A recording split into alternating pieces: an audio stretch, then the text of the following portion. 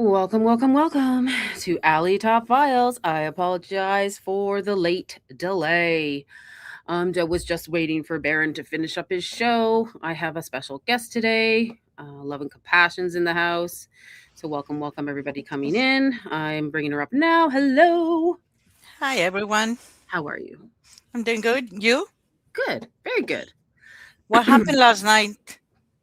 Are you Oh, okay? yeah, I'm okay. This just power was coming in and out. There was like tornado warning on our phone.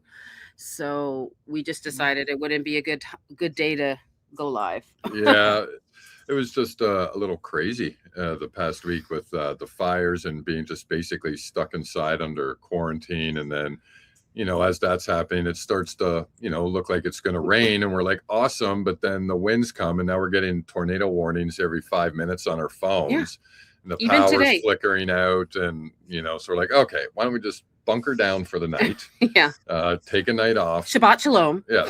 Survive the night and we'll be back tomorrow. Yeah. So I was supposed to do a live and a members live, but I'm just like, you know what? Power would go off and I'm like, okay, let's try again. And then it would come back on again. Forget it. Forget it. Well, we're really glad that you're okay. Thank you. It's still smoky outside. Yeah, there's still a lot of the air quality is not good. But it is better though. We actually got to see the sky for the first time. Yeah. In a few days, and so that was good. So felt like Armageddon or something. Like I don't know what it felt like. The end of the world. Like you look outside and you're like, that's not the sky. There is no sun. What is that? Yeah. It's not cloudy. It just looked bizarre. Just this orange red haze like everywhere. Yeah. Yeah. It was a weird few days. Yeah. Oh. So, but I heard New Zealand helped, Mexico helped, a lot of countries came to help. Brazil, Australia. Yeah. So a lot of them helped put out, because it's like, I think there was like at one time there was 800 fires. Yeah. Within all of, yeah. Yeah. And most of it's all just trees and like land, right? So I actually looked up something about that. We were going to do an episode on it yesterday, but then we canceled the show. We still might do it. Still have to do it, yeah. But today's Pastor Sunday, obviously. Yeah. But welcome, Love and Compassion. I'm so happy you're here to go through Frank and Erika with me. Thank you for having me. Yes. So if you're not following Love and Compassion, she's Love and Compassion 1 on YouTube. And I put her link in my description. So please follow her. Please follow her. Midway through, I will try to find you. Or if you can just put your link in the chat below if you have it handy. Or somebody in my chat can find it really quickly. Because I can't leave this screen right now. So we are going to, Frank did release a video. He did one and then he did another one. He did the questions. He was answering questions about, mostly about Candace Owens, I think. But we will go through that and answer it. But first, I'm just going to bring up a couple clips I have of Erika, because she did Bible in 365 just on the 17th. If no one's seen it, it wasn't that bizarre. just her hat and her eyes got me, and sometimes the questions she stumbled upon, but it seems to me she didn't answer them. The Kadatis guy answered them, not her. Just what's his name? Kadatis. I forgot his Kadatis. Pastor Kadatis answered them. James Kadatis. There you go. James. Kadatis. Okay. So I will play that first. And welcome everybody. Nice to see you here. Done with Fed Slops here. Yeah, I'm seeing a lot of the usual suspects and a lot of the newer viewers that have joined us in the last couple of weeks. I see a lot of familiar new names. Scotty's here. Yep. I see Elizabeth, Renee, Tracy, lots of people. I see Lemon Curd. That's a familiar name. Tornado Alley's in the house. Hello, Tornado Alley. Of course, Crunk's in the house. Yeah. Jackie Delaney. Welcome everyone. Welcome. Welcome. Hi, Ali Top Files. I'm so glad you survived all that. So sad about the boreal forest damage as well. It's uphill from here. Yeah, Okay, that comment, you are a very intelligent person. yeah. So I don't know if I believe 99% of people, if you ask them what that forest is, they won't have a clue. But what it is the biggest surviving forest on the planet, Yep. and it's getting destroyed massively every year. It's the last big full forest on the planet, and Yes, it's in Canada, and we Wow. keep it safe. we do. A lot of animals have died. It's so sad. So Ah, sad. it is. I can't look at it. Like when I see the deer trying to get out. I can't look at So that stuff. so unnecessary. Yeah. And it's like it's never happened like this before. That this widespread. It's so bizarre. Yep. I cannot believe it. But yeah, sorry. A lot of people in the United States are getting the smoke from here. We're trying our hardest to get help to Yeah. put it out. And there's still a lot of wildfires going on in the U.S. right now. So Yeah. there's I was looking. We've got all the information, and we won't go too much into it. But there's a lot going down in the U.S. and Yeah. as well as the Canadian firefighters fighting the fires home in Canada. We've sent pilots, air bombers, everything down to the U.S. to help fight the raging fires in Colorado and California. Yeah. Mhm. But yeah, that's another story. We'll probably do an episode on that, and probably going to do a members live. I don't know when because we were supposed to do it yesterday, so I will keep you posted. So on with the show. Forbidden Truths. Daddy's home. Shabbat Shalom. Yeah. Shabbat Shalom. Yes. Forbidden Truths is home. Thank you so much for that. Power. Yep. We're here. We're going to go through this. First, what is the? I have a breaking news from Jack Hibbs. You I don't want- know if you guys want to hear that first. Let's do that. Yeah, let's do the You- breaking monumental news. Guys. Here we go. Buddy, we have a monumental announcement to make. Unbelievable, only believable because our God is awesome. And I'm going to wait for a few seconds for people to jump on here. It won't take long, but I need to know if we're connecting. Want to make sure that this live connect is happening. Anybody there at all? Can somebody give me a thumbs up or a heart or something? Teresa. Thank you, Teresa. We have a big announcement to make. Huge announcement to make. Anybody there? Anybody there? Joanne. Anybody there? Anybody else? Let me step out of the sun. Elizabeth. Where's the guys? We need some guys. We have a big announcement. Incredible. You're going to fall off your chair when you hear this, Rhonda. I don't know where everybody's at, but at least you young ladies are there. I'd love to see a guy on there. You love to see a guy on there. Joanne and Carlene, Denise. Oh my goodness, where are the guys? Felix Martinez, Debbie. Okay, I'm going to make this announcement, and it's we'll have to populate it somehow. I mean, people will jump on eventually. Here's the deal. Today is July 16th, and we just made history today. It's July 16th, and a few hours ago in Iran and in Uzbekistan, the Real Life Network broadcast our Sunday sermons. They started broadcasting in Farsi, and that is going to be going on now. We are reaching the Iranian Farsi-speaking world with our Sunday sermons in Farsi. And this is the upside to AI. The corporation that we're using, it's all tested and vetted. And so the Sunday sermons, they're going out officially today in Iran and in the country of Uzbekistan. And I want you guys to celebrate with us. You guys know I don't talk about money, but I will say this. Thank you.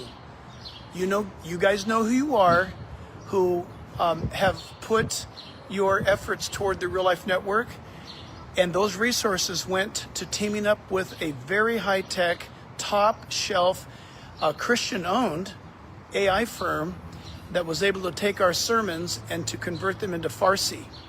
And so we are just delighted. I'm going to be sending you more technical information. I'll be posting that on the channels and the names of the stations. There's 2 separate stations, by the way. So we know it's We're broadcasting on both. We're doing everything possible to get the gospel of Jesus out so we can all go up. The sooner we get the job done, the sooner we leave. And so be excited with me, rejoice with me and the team, praise God with me and the team. Real Life Network, Sunday sermons, now preaching in Farsi, and that's the upside to AI.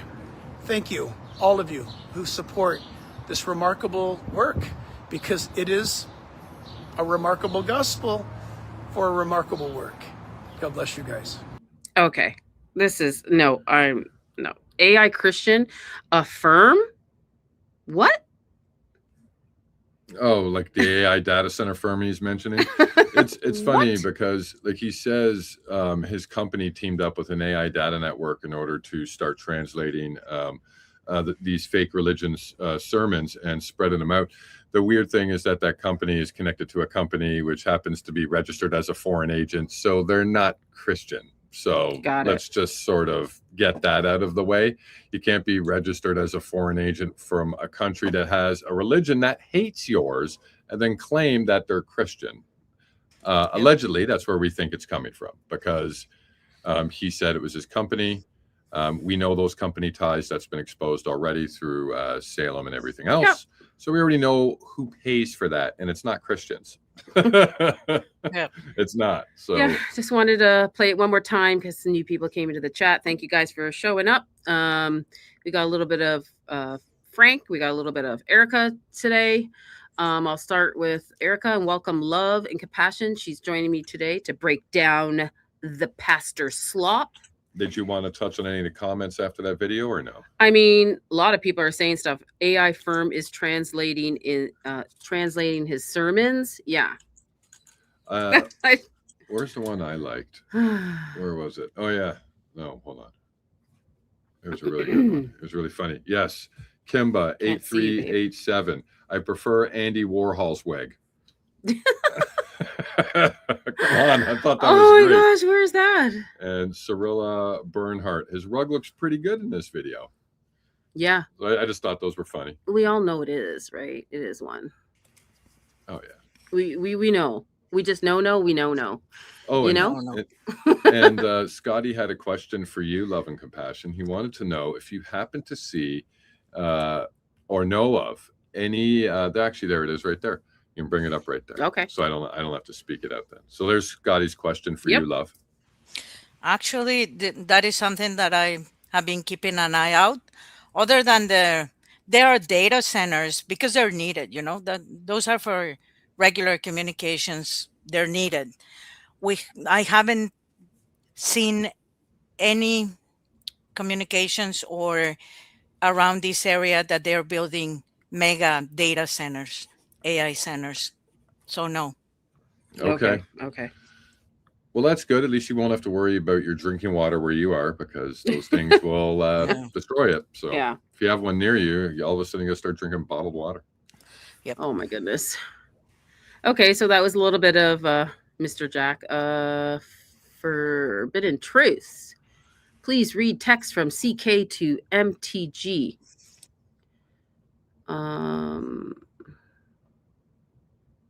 August 27th, 2025. So Erika to who's MTG? My brain. Margaret Taylor Green. Yeah, that's what I was just going to say. Marjorie Taylor Green. Okay. That's what I would guess. From. Where is it? I don't have it. Oh no, he just gave you the date to try to look it up. So I assume he's saying that there's something on X that we should probably look up. I assume. Thank you so much. Thank you. Thank you for that. I'm going to check that out. Dang, Jack did some Botox. I mean, I wasn't even looking at that. I was looking at, his hair and his collar and his AI Christian firm that he's with. He's getting retooled. He's putting all his stuff in Iran. I don't know. It's kind of bizarre. This is very bizarre. This is it, guys. It's invasion. It's an invasion of Judeo-Christian at its finest. It's the turning point of the century. Let's go. Let's go. Let's keep this pastor slop going.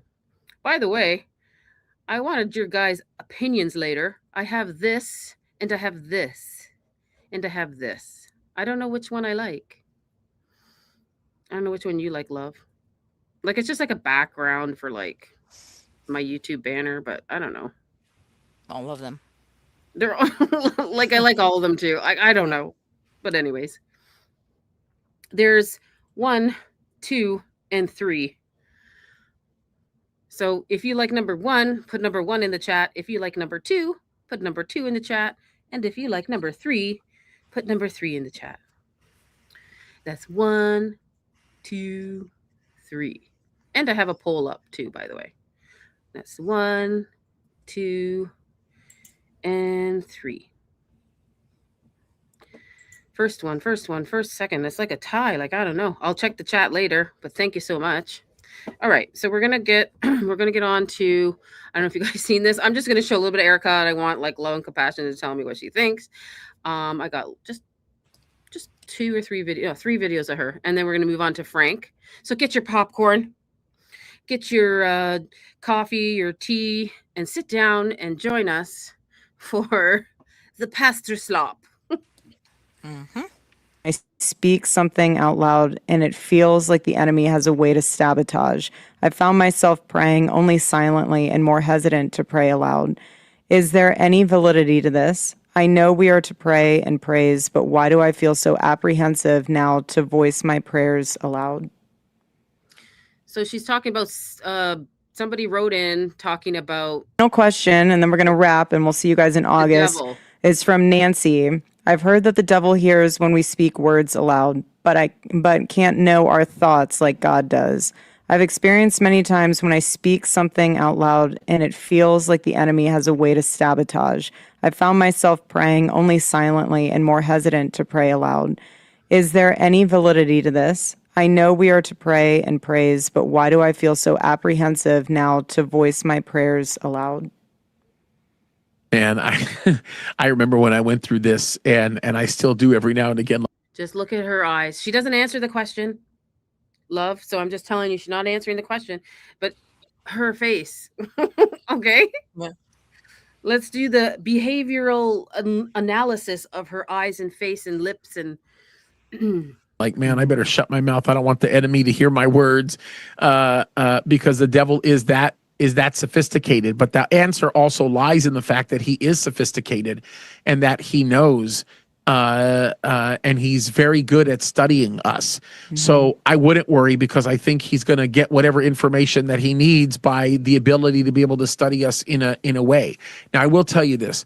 The Bible never teaches us that Satan can read our minds. He can't.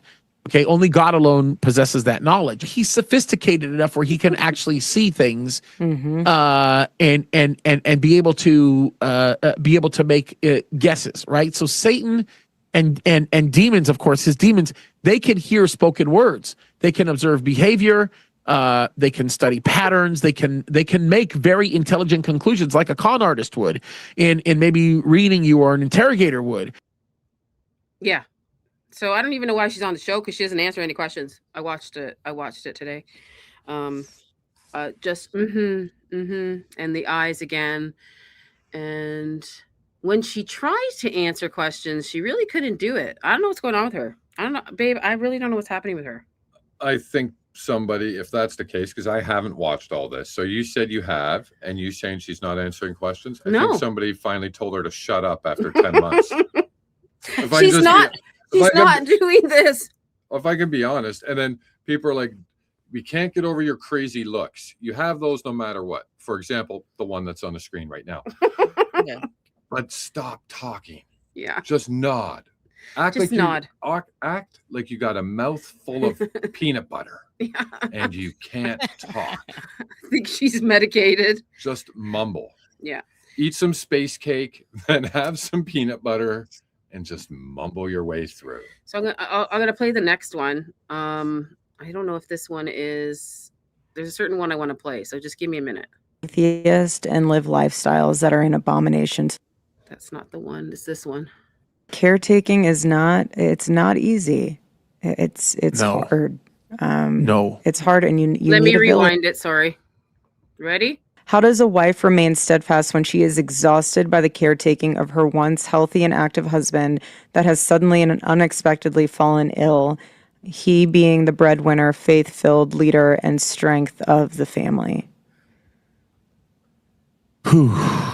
That's a very, very, very tough question. I mean, caretaking is not. It's not easy. It's No. hard. No. It's hard, and you need a village around you.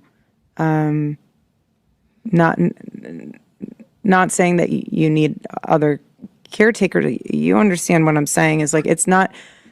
It is. It takes a toll on you if you do not have either boundaries or other people helping you. You can't do. Yeah. You can't do it alone. You can't do Yeah. it alone. It's very hard. It's That hard. was very hard for her to I get think out. I think you summarized it actually quite well. And So then he goes to say what he's gonna say, and she doesn't really talk. Like she couldn't get a word out. So I watched a bit of this, and it's more him talking than her. Yeah, well, that makes sense. Yeah. Scotty thinks it's not peanut butter in her mouth, but a thick ass Colvet in her mouth.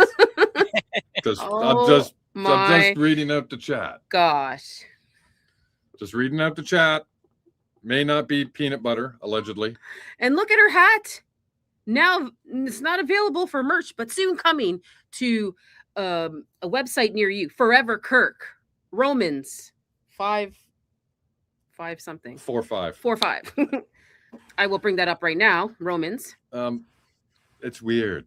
So Forever Kirk. So I read, I went and found that as soon as we figured out what was on her hat, and then I read through 4 to 8, and I don't know why she'd have that verse on there. I just don't. Forever I'm Kirk. lost. Yeah, I'm lost. Well, this is why we have love and compassion here. Forever Kirk, and then she has these Bible verses. Now, do you want to read it out or tell us what your thoughts are on the verse and why would she choose that for the hat? Well, I was checking it out earlier as well. Honestly, I have no idea. I'm trying to find an application that they found for it, adding it to Forever Kirk. It's like, What are you talking about? Just the way that she's talking to everybody. She sounded lost, like she didn't really. Is it almost like if is it okay? Sorry, is it almost like Forever Christ, like forever? Almost Forever Christ. I don't know if we can make that connection with the actual scripture, but it's really weird. And I'll just read it out here a little bit. So Romans 5:4, and I'm going to read through 4 to 8 because it's all sort of interconnected. It is Romans 5:4, right? It's 5:4, not 4. Well, it's whatever. Romans. It's there. 5, I got 5:4 is up. 5:4. Romans 5:4. I just said 4:5. I got it wrong verbally, but the right document is up. There. All right. There you go. You want to read it? Go ahead. Yeah. Sorry for me saying 4-5 and confusing people. Yeah. Perseverance, character, and character hope. And hope does not put us to shame, because God's love has been poured into. Oh God, now we're pouring it. We're pouring into people again, guys. Has been poured into our hearts through the Holy Spirit, who has been given to us. You see you see at just the right time, when you are still powerless, Christ died for the ungodly. Yeah. This is a weird thing to put on a hat. Very rarely will anyone die for a righteous person. Very rarely will anyone die for a righteous person. Is that what Charlie did? Just saying, allegedly.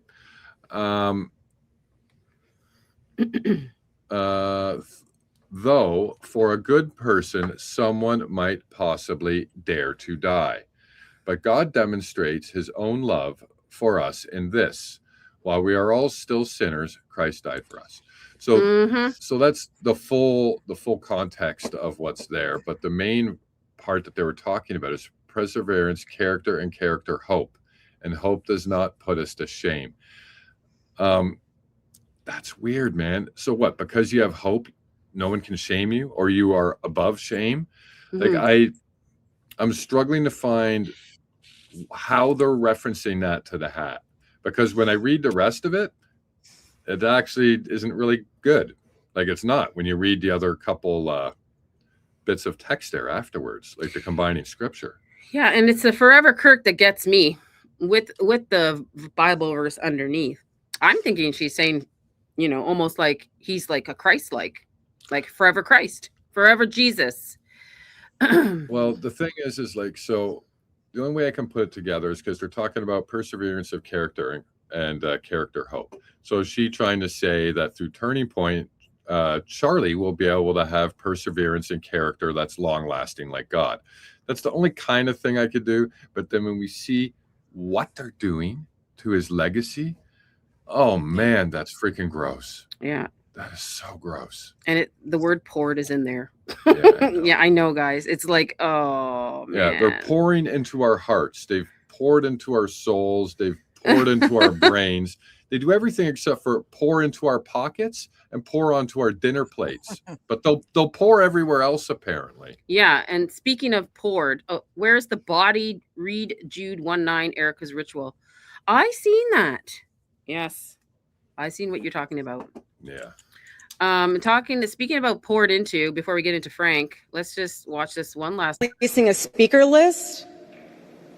You will know who the speakers are, but we're not making it public. And that's intentional. Because there are certain people who want to pour into you in various industries who you would be shocked and surprised to have pour into you.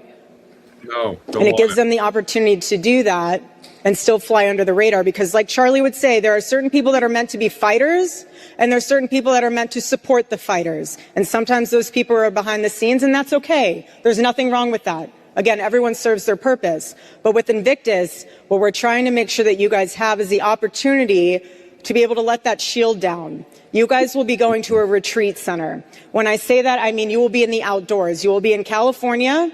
Don't go. Don't do it.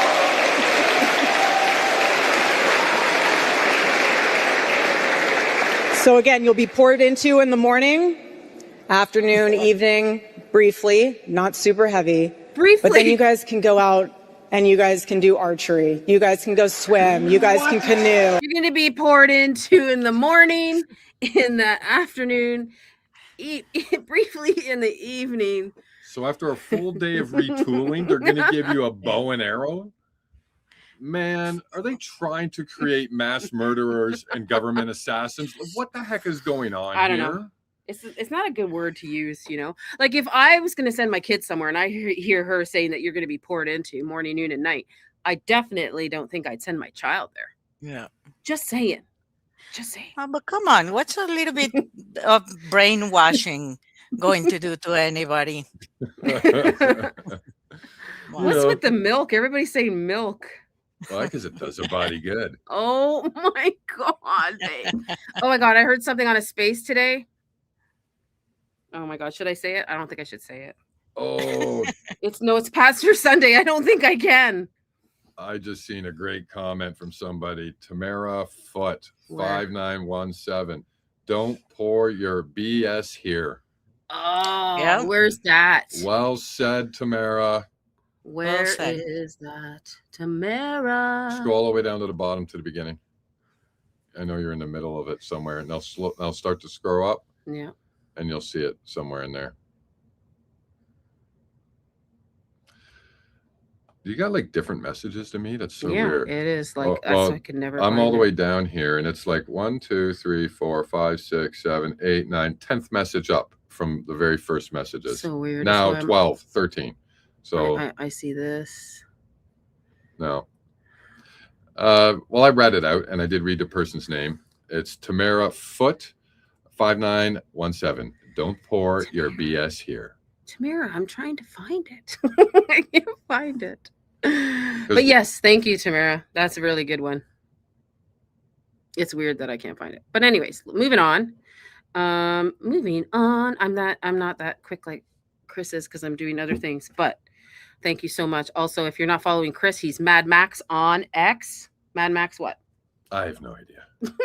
You always bring that up when I haven't planned on actually stating who I am. All right. The only person you really got to follow is Alley Top Files. No, you're part of the show. Yeah, I know. Stop it. Yeah. Stop and I'm it. here. This is my contribution. Listen, if I'm the face of the operation, this operation's going under tomorrow. I'm the voice, you're the face, baby. No, okay? baby. No. No more sass tonight. Okay. No. Let me find him. He is Mad Max, and it's Mad Max something. Mad Max 84 281. That's what his name is on X. So thank you so much. And Love and Compassion 1 on YouTube is joining me tonight. All right. So we're gonna get your popcorn, guys. We're gonna go down. I don't know if it's gonna be a long night, but you are good to go, right? Love and Compassion with me. We're gonna debunk this Mr. Frank Turk. And hold on. What's that, baby? What'd you send me? Oh, something for after. Oh, okay. So I also got one more thing. Where is it? I don't know if you guys seen this. I've been talking about martyrs for how long, babe? So now 10 months. Yeah, like they have a group martyr chat. The pastors, they've been calling him a martyr since he passed. So now they have something streaming on Angel. What do you call it? Media. Angel Studios. Yeah, Angel Studios. So I'll play that before I get into Frank Turek. Oh, I'm sure it's only 50% Zionist. Yeah, probably. Here we go. The important thing is my faith, man. Hold on, I gotta find it. Do you want to be remembered? I want to be remembered for courage for my faith. That would be the most important. Most important thing is my faith, man. Telling the truth at scale. Finding the largest possible audience for the things he thought were true. And the number one thing he thought was true was the gospel. So then why should we use Christian teachings to apply that to the rest of society when they disagree with them? First of all, it's the best. Show me a better alternative. He would just get mobbed with people asking for selfies. It's like I brought one of the Beatles to town, man. Like, this is really quite insane stuff. His faith would inform how he ran his business, how he did politics, how he did his show, how he lived his life every single day. And Charlie's murder might seem like we're standing in a shadow, as if death was the victory meant for the enemy, but looking around in this arena, you are proof that this light of truth burns so brightly. And yes, he is a martyr now, but his death has not been in vain. And here we go. Yes, his legacy is being a martyr. But what did she say there? Hold on. She said, I don't know who that woman is, by the way. If anybody knows, please let me know. Death has not been in vain. And here we go. And yes, he is. That this light of truth burns so brightly. And yes, he is a martyr now, but his death has not been in vain. Yes, he is a martyrdom, but his death was not in vain, is what she said. When was this? This is just now. Came streaming on Angel Studios. Right. His death was not in vain. Yes, he is a martyrdom, but his death was not in vain. And here we go. And here we go. And here we go. See, they said he's a martyr and his death wasn't in vain. But I'm willing to follow that up with his death should have never happened in the first place. Yes, exactly. You know? Oh, man. Oh, Tamara's dropping another freaking bomb. What is she dropping? Right there. Right there. Oh, gosh. Dang. Who is this woman? She could be a donor. I don't know who she is. Martyr equals murder for TPUSA. I can't believe this. Oh, this woman here on the screen? I have no idea who she is. For a second, at a quick glance, I thought it was Miriam, but she's too old. I know, Yeah, I but have I'm no trying idea. to find her name. I'll find it. Yeah, so Thank you so much, love. If love can find it, it will happen. Reptilian. Yeah. Okay, so Nice, so Tanya. now, yeah, so now on Angel Studios, Charlie Kirk, American Martyr. We all said it in the beginning. Now they're making, what is this, a documentary, or I don't know if it's a movie. It's on Angel, guys. Yeah, and just so if you guys don't know, because we do have a lot of new viewers, Allie and Love and Compassion did a breakdown already of Angel Studios, their connection with Dinesh D'Souza and Salem Media. The two ladies already did a very detailed breakdown on Angel Media. Yeah. Who they're connected to and what kind of programming they're airing. So Yeah. if you want to go back into past live streams, look for a Pastor Sunday called Angels. Oh, yes, it's called Angels. Yes. And Allie and Love and Compassion broke that down. That was a great video. It didn't get a lot of views because we were still pretty I'm new. proud of that one. I love that one. That's one of my favorite Pastor Sundays we ever did. Yeah, So it's really good. It's just important, okay? Because now they're pushing. It's just, you just got to watch it because Charlie Kirk was promoting Angel Studios. he was. Yeah. He before, was yes. before. Yes. But that changed as things changed. Yes. You know? So, we got a new member. Colleen Kelly, 6983, became a YouTube member. Thank you so much. Thank you, Colleen. Thank you. Hi, Yes, I see lizards everywhere. Oh, yeah. We know there's some lizards up in this. And what the heck, Jules? Whoa. Jules gifted 5 Alley Top memberships. Who got them? I will read them out. So we have Franimal House, Shauna, Z9X, Tamara Foot, Chris 10, and Wynn Evans are the receivers of the memberships from Jules. So thank you, Jules. Thank you so much. And feel free to go through the videos that we have in the members section. We're actually probably going to start putting a lot of our older content in there as well. Yep. So there's a lot in there. Yep. Feel free to look around and have some fun. Yeah. And we do have a poll up. It's just for fun. Yes, welcome new members. Thank you so much, Jules, again, and congratulations to everybody that got one. We have some fun membership lives. I'm telling you, you'll laugh until your stomach hurts. Ask Scotty. Scotty will tell you in the chat. He likes to, talk to all the girls here too. I'm just joking, Scotty. I'm just joking. Thank Scotty. you, Jules. That was very kind. Oh, you found her, Love and Compassion? Yes, Lynn Fries. Lynn Fries. She's a donor, isn't she? Oh, and she's a good one too. Oh, yes. my gosh. So can you type that in the chat for us? So I always have it. Love and Compassion, please. Yes. Thank you. Just copy and you paste want to put that up so I'll read it out while Love's typing it? Or do you just want to let it appear? I'm just going to wait for it to appear and I'm going to put it up. She's a major donor, guys. $1 million donor. $1 million donor, guys. Lynn Fries. She's $1 million donor. And she's in this documentary or movie or whatever. The American Martyr, Charlie Kirk. She donated $1 million to expand Turning Point USA on September the 14th, probably. Wow. Whoa. Oh my God. Just after Charlie passed, she flies in with $1 million and isn't the only one. There was a lot of people flying in with that exact dollar amount. Can you send me that link, the link for that after in our private chat? Thank you. Wow, can't believe it. So I haven't watched the documentary, but it's out now. That's something I guess me and you should do, Love. We should do it on another episode. We should run down this whole entire. I don't know how long it is because I haven't uploaded it yet, but it's on Angel Media, guys. I just wanted to bring up one comment quickly. Done with Fed Slop, Lynn Fries, but can you get onion rings if you prefer that? Because you may not want the fries. You may not want the fries, guys. Might be gluten-free, Might need was an a good one. alternative. You know, you're funny. If you oh my goodness. Well, that's what they Yeah. say about making heaven crowded, right? Oh my god. How do you make heaven crowded?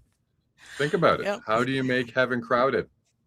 By sending as many innocent souls as you can there. And that's done with fat slop. horrible. Oh my goodness. By Oh by my goodness. preaching by preaching to them in Farsi. Yes. Oh man. I So- feel so sorry for the Uzbekistan people and the Iranian Yeah. people. Like Iran's got enough to deal with. Now we're giving them Jack Hibbs. Are you serious? I think they're gonna lose it. No, I think they're probably gonna say, keep Jack Hibbs' sermons, give us more bombs and missiles. We'd rather have that than Judeo-Christian sermons from Jack Hibbs. Give us the bombs. We'd rather fight over the Strait of Hormuz. We All right. just don't want Jack Hibbs. Now that we're all Yeah. ready to go, so that was our intro. We're gonna go do our main thing, which is Mr. Frank Turk. You know how he is. So I do have him here somewhere, ready to go. Do I? Hold on a second. No, I have to add it to stage. Orion, while you're doing that, Yep. let's touch on a comment from Orion. Did you hear about EK's new problem called Invictus? It gets you locked in a TPUSA from 0 to expiration. Yes. We actually just pulled up a clip which he was talking about that. And part of it is this nice little camp where you get to stick people where they pour into you morning, noon, and night. And they just pour into your brain, your soul. You won't even be a human in And 6 then you could months. do some archery Yeah. and canoeing. Yeah. And then in the evenings when you're sitting around the campfire, you can wear a cat hat. It's just a really great time for the great. whole family. It's a great time. Yes. I mean, I wouldn't send my child there, but hey. I wouldn't send the child of my enemy there. The child's innocent, man. I wouldn't even send my cat there, let alone my kids. You know what I Oh my God, mean? they're gonna be pouring into the cats, babe. Like I would go there and I'd start rescuing insects. I'd be like, you don't deserve it. You don't need to be here. Like I'd pick up ants and moss and be like, get the Oh heck my out of here. You're God. being retooled. This is a weird thing to say. Oh man, Elizabeth Minton, they are they are replacing Scientology Yeah. with Judeo-Christian. Yes. Wow.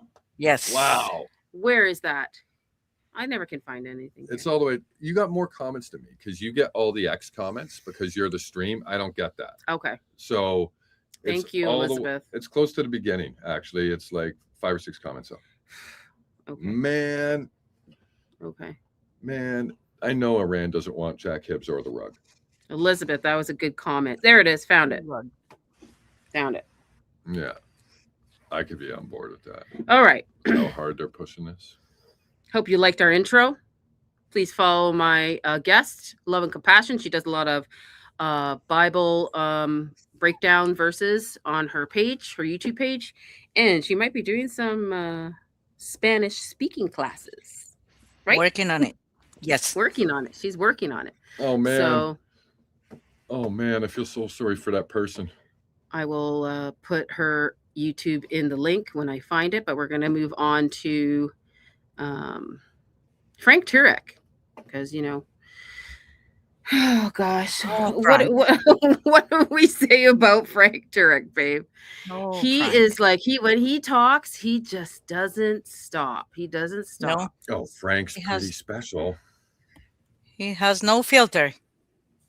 No. Yeah, And us. he really should, like a gigantic one, like one as long as my 6'5" body. So also he went to Utah, and I don't think a lot of people know that, but he couldn't go to the courtroom or the courthouse because he wasn't allowed. Something in those lines, because obviously he was there He's a that day. witness. So he's a witness, so he couldn't be there. So I'm just gonna put her link in the chat right now before we start. So this is Love and Compassion's. I'm gonna start Love and Compassion's YouTube, and we're going to be collabing more often, doing pastor stuff and breakdowns in the future. So And if you want to see real Bible verses, you can go to Love and Compassion's page. if you need like a breakdown yeah. of something, I would love a breakdown of some of the verses, so I'll send it to you later if you haven't done it yet. Okay. Just give me a second. I gotta take this off stage and put him up there. So, welcome, everyone. We are gonna. I don't know if you guys seen this yet. It is fairly new.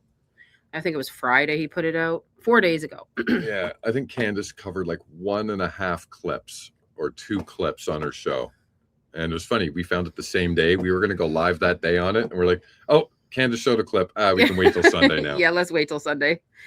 She beat us to it. She was fast. Yeah, I already had it. I had one clip, but she played the other one. I forgot which one she played, but I think you're gonna play the same one. Am I? I think so. Well, I'm playing the whole thing. We're going to run down the 37 questions, right, love? Yes. He gets 37 questions from his email. A lot about Candace, and it's about the court stuff. So we're going to answer them in our view, because like he answers them in his views, but which are bizarre and twisted. Alrighty, so let's go. Get your sit down, relax. Let's go. Ladies and gentlemen, last week I went to Utah for a couple of days to the preliminary hearing, just to give moral support to Erika and her team. None of us who were witnesses that day, the day of the murder, were actually allowed to go into the courtroom, so I just stayed back at the hotel with the other witnesses and watched some of the proceedings and waited for Erika and the team to come back to talk to them and comfort them. You know, it tore me up every day to hear about her crying in the gallery when certain things were said or done. A few times, of course, she had to leave for obvious reasons. And she didn't want to hear anything about the actual physical nature of the murder. I get it. I don't want to hear about it either. One of the most chilling things that came out of the preliminary hearing last week was that Tyler Robinson said he wished that he hadn't done it, that he hadn't murdered Charlie. Now, I can only wonder if he meant because it was wrong to do, or he meant he was upset that he got caught, that he wished he hadn't have done it because he got caught and now is going to have to face the consequences, it appears anyway. This is just a preliminary hearing. It's just to find probable cause, and the judge will decide whether probable cause exists on September 1st. We all know the answer is absolutely it does, but of course he has to go through the formality. And if you're wondering why the judge has been so cautious and he has continued to defer to the defense in so many different ways, it's because in order for you to appeal a decision, you just can't say, well, I don't like it. I'd like a retrial. I don't like the result. You have to find some problem in procedure that the judge made in order for you to say the trial's invalid for this particular reason or for that particular reason. So it appears the judge is trying to be overly cautious so as not to be overturned on appeal. That's wise to do. In some cases, though, he seems to be going overboard in that direction. In fact, he always seems to want to split the baby. You know, someone will object, and instead of saying sustained or overruled, he'll say, well, sustained in this regard, overruled in that regard. We'll see where all this goes, but some of the evidence that was presented, as you have seen, and then I'm going to get to your questions, by the way, we have a couple of questions to get to. One of them related to this. We've seen video of Tyler Robinson on campus. We've seen video of him fleeing. We've seen a rifle, a screwdriver, and a towel all have his DNA and that of his roommate or roommate/lover on it, Lance Twiggs. And I saw one person on the stand say it's less than 1 in a trillion that Tyler Robinson's not the person on here.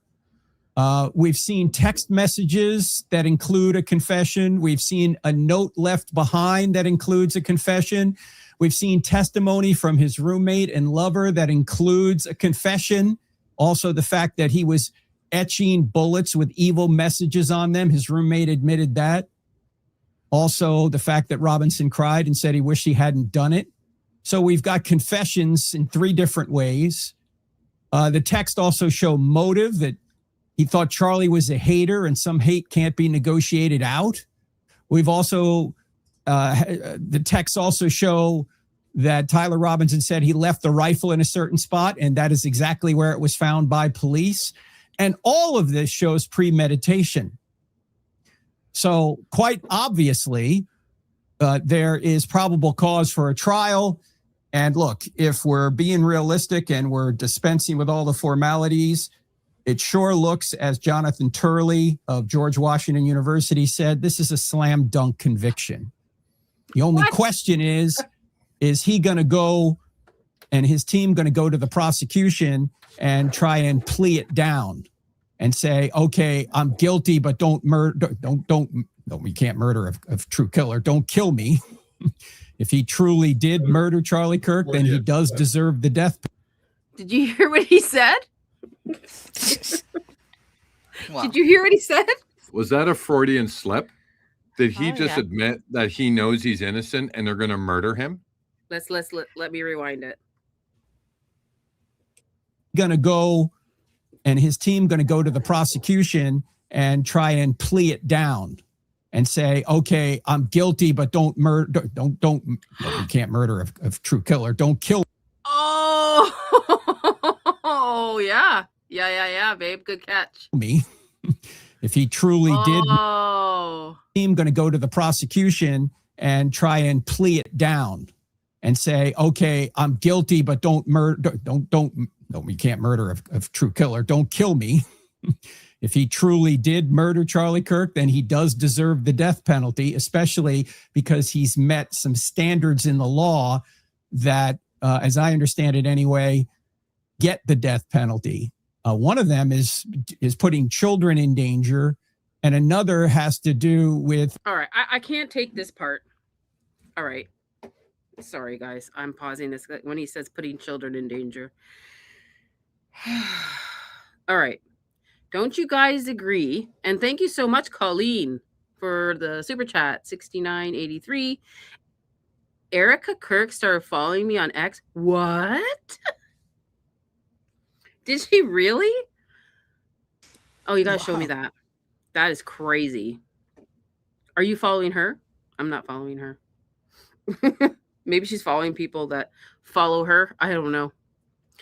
That is bizarre. Thank you for that. Okay, so he said putting children in danger. What do you guys think of this? Okay, in love, because who is responsible for bringing kids into that atmosphere of the campus, and how is it allowed when the gun law, I'm going to say it again, on campus changed to open carry, weapon, rifle, loaded. It was prior concealed, unloaded, locked in your locker or whatever. That's how it was on campus before. But they changed the law, the Bill 138, in August, just a couple weeks before Charlie got there. So wouldn't that be, whose fault would that be, putting kids in danger with weapons? How about if somebody else took their weapon out and started firing, and a child or somebody got hit? Everybody had. Did you see how many people were carrying loaded weapons when they were running away? Who's responsible for that? Who is responsible, Frank, for putting children in danger? Why were children, little children, 7-year-old, 8-year-olds allowed to be there? Why didn't you have it inside? Oh my God, there's so many things. What's your thoughts, love? Well, I think we've reviewed this over and over and over again, but if anybody put children in danger, were the authorities, where they didn't do a follow-up with anything. Yeah. Everything turned into somebody got shot, let's run with him and forget that there might be an active shooter. Who knows? Maybe they're gone. Yeah. Nobody knew back then. They should have been in some sort of lockdown. They took like forever to start notifying everybody. There's the evidence of the text messages that the people in campus get saying 2 hours later, saying, hey, there's something happened. So that's odd. Very. So yeah, let's move on to what else. See what else he's saying here. Give me 1 second. His hatred that led to this crime. Now, I'm a believer that all crimes are hate crimes, and there are no love crimes. So that one's a little odd. Also, it could be seen that if Charlie was murdered for being a Christian, that could add to the weight of the sentence, that he could actually get the death penalty for this. We'll see where all this goes. But I got a question from a very concerned husband that came in just about as the pretrial hearing was over. I'll leave the man's name out of it. But this letter or this email that he wrote me might be the situation in your home right now if you're divided over what's going on. Here's what he wrote. First, thank you for the work you've devoted your life to. I have learned a great deal from your ministry over the years, and I deeply appreciate the way you defend the Christian faith with reason, evidence, and compassion. Your work has strengthened my faith and helped me answer difficult questions. I'm writing because I'm at a point of desperation, and I'm hoping you might offer some biblical wisdom or practical advice. My wife and I are both Christians, but over the past several months, she has become deeply influenced by Candace Owens' recent content regarding you, Israel, and a number of broader conspiracy-related topics. She has come to believe that you are dishonest and you are a false teacher, and even that you are involved in criminal wrongdoing. She also believes that there are vast hidden forces controlling world events, governments, media, and churches. From everything I've studied over the years, I've reached a very different conclusion. I continue to believe you are sincerely serving Christ through apologetics. Well, I don't think any human being is beyond criticism. I know I'm certainly not. I have not seen credible evidence to support the accusations that are being made against you. What concerns me most isn't simply that we disagree. It's that these beliefs have become central to our conversations and are creating an ever-widening divide in our marriage. Almost every discussion eventually returns to these subjects, and it has become increasingly difficult to have peaceful conversations. Let me pause right here. This reminds me of the proverb that talks about one of the things God hates, and that's someone who causes dissension among the brothers. All right, let me continue. Well, we wouldn't want that. Dissension among the brothers? We wouldn't want that. Brothers for life. We wouldn't want that. What's he talking about? His friends in hoods and capes that go, So basically, it's kind of like what everybody in this whole entire world is going through right now, probably with their friends and their families. I know I'm going through it, and a lot of my friends that I'm talking to are going through it as well. Just different opinions on this whole Charlie Kirk thing. And there's some people that believe Paramount Tactical and that side and just don't believe what Candace is doing and saying. They just believe the narrative, while there's a lot of us that don't believe what these pastors are pushing, what TPUSA is pushing, and the whole thing that happened to Charlie Kirk September 10th. So I know I've had disagreements with people, and I just leave that door closed and we just don't talk about it. So he's just describing here, this is about I'm glad that my man is on my side. So this is like about a partnership, husband and wife, and they just disagree, and it's hard to have conversations about anything now because this is kind of in the mainstream media. Well, I also think if you can't have a civil conversation with a spouse, someone that you loved and married, about anything because this is going on, then I feel like you probably had communication problems before this happened, and maybe this is just bringing those out. I don't understand why you can't just have civil conversations. And if it's something that you just disagree on, well, then just agree to disagree. It's not worth your relationship. It's not worth your happiness. It's not worth your family. Yes. Yep.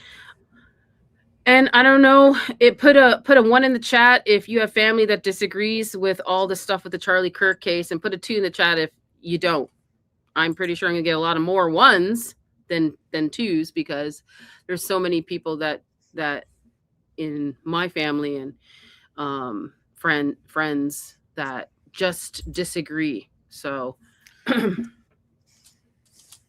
yeah, a lot of ones, you see? Lots of ones, guys. Lots of ones. Yep. Okay, love. That's great. That's great to hear. I'm happy to see a bunch of twos in there. Love and compassion, good. Wisha, Elite, Tammy. Good for you guys. You know, Both. I have that. Both. Yes. Both. Yeah. It's kind of like, pretty even. There's a couple that don't agree, and then we just don't really talk about that because I don't want to argue with, family or friends. So we just don't talk about it. Yeah, and there's other ways you can influence and show the positive side of things without having, very heavy or deep conversations, leading by example, but I do want to wish everybody the best who does have somebody that does disagree with them about this subject in your life or in your family, or if it's a loved one or partner.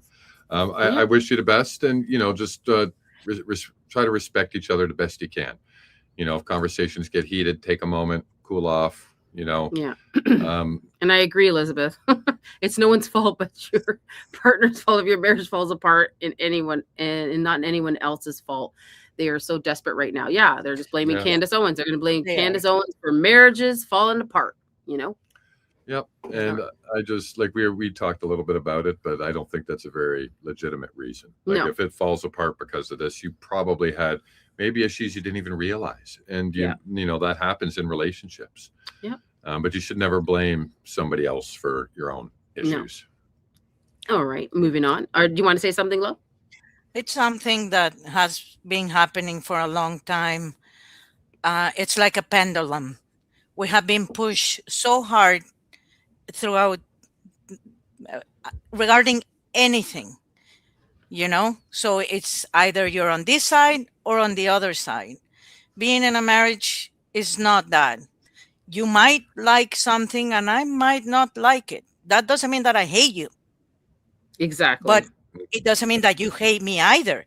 You have to reach a common ground. You might believe something and your spouse doesn't adhere to that belief. That doesn't mean that you're going to get a divorce because of that. Mm-hmm. But just like Chris said, you need to work through that. Yes. But it is a thing that has been happening for a long time, over 20, 30 years, where you have to be on one side.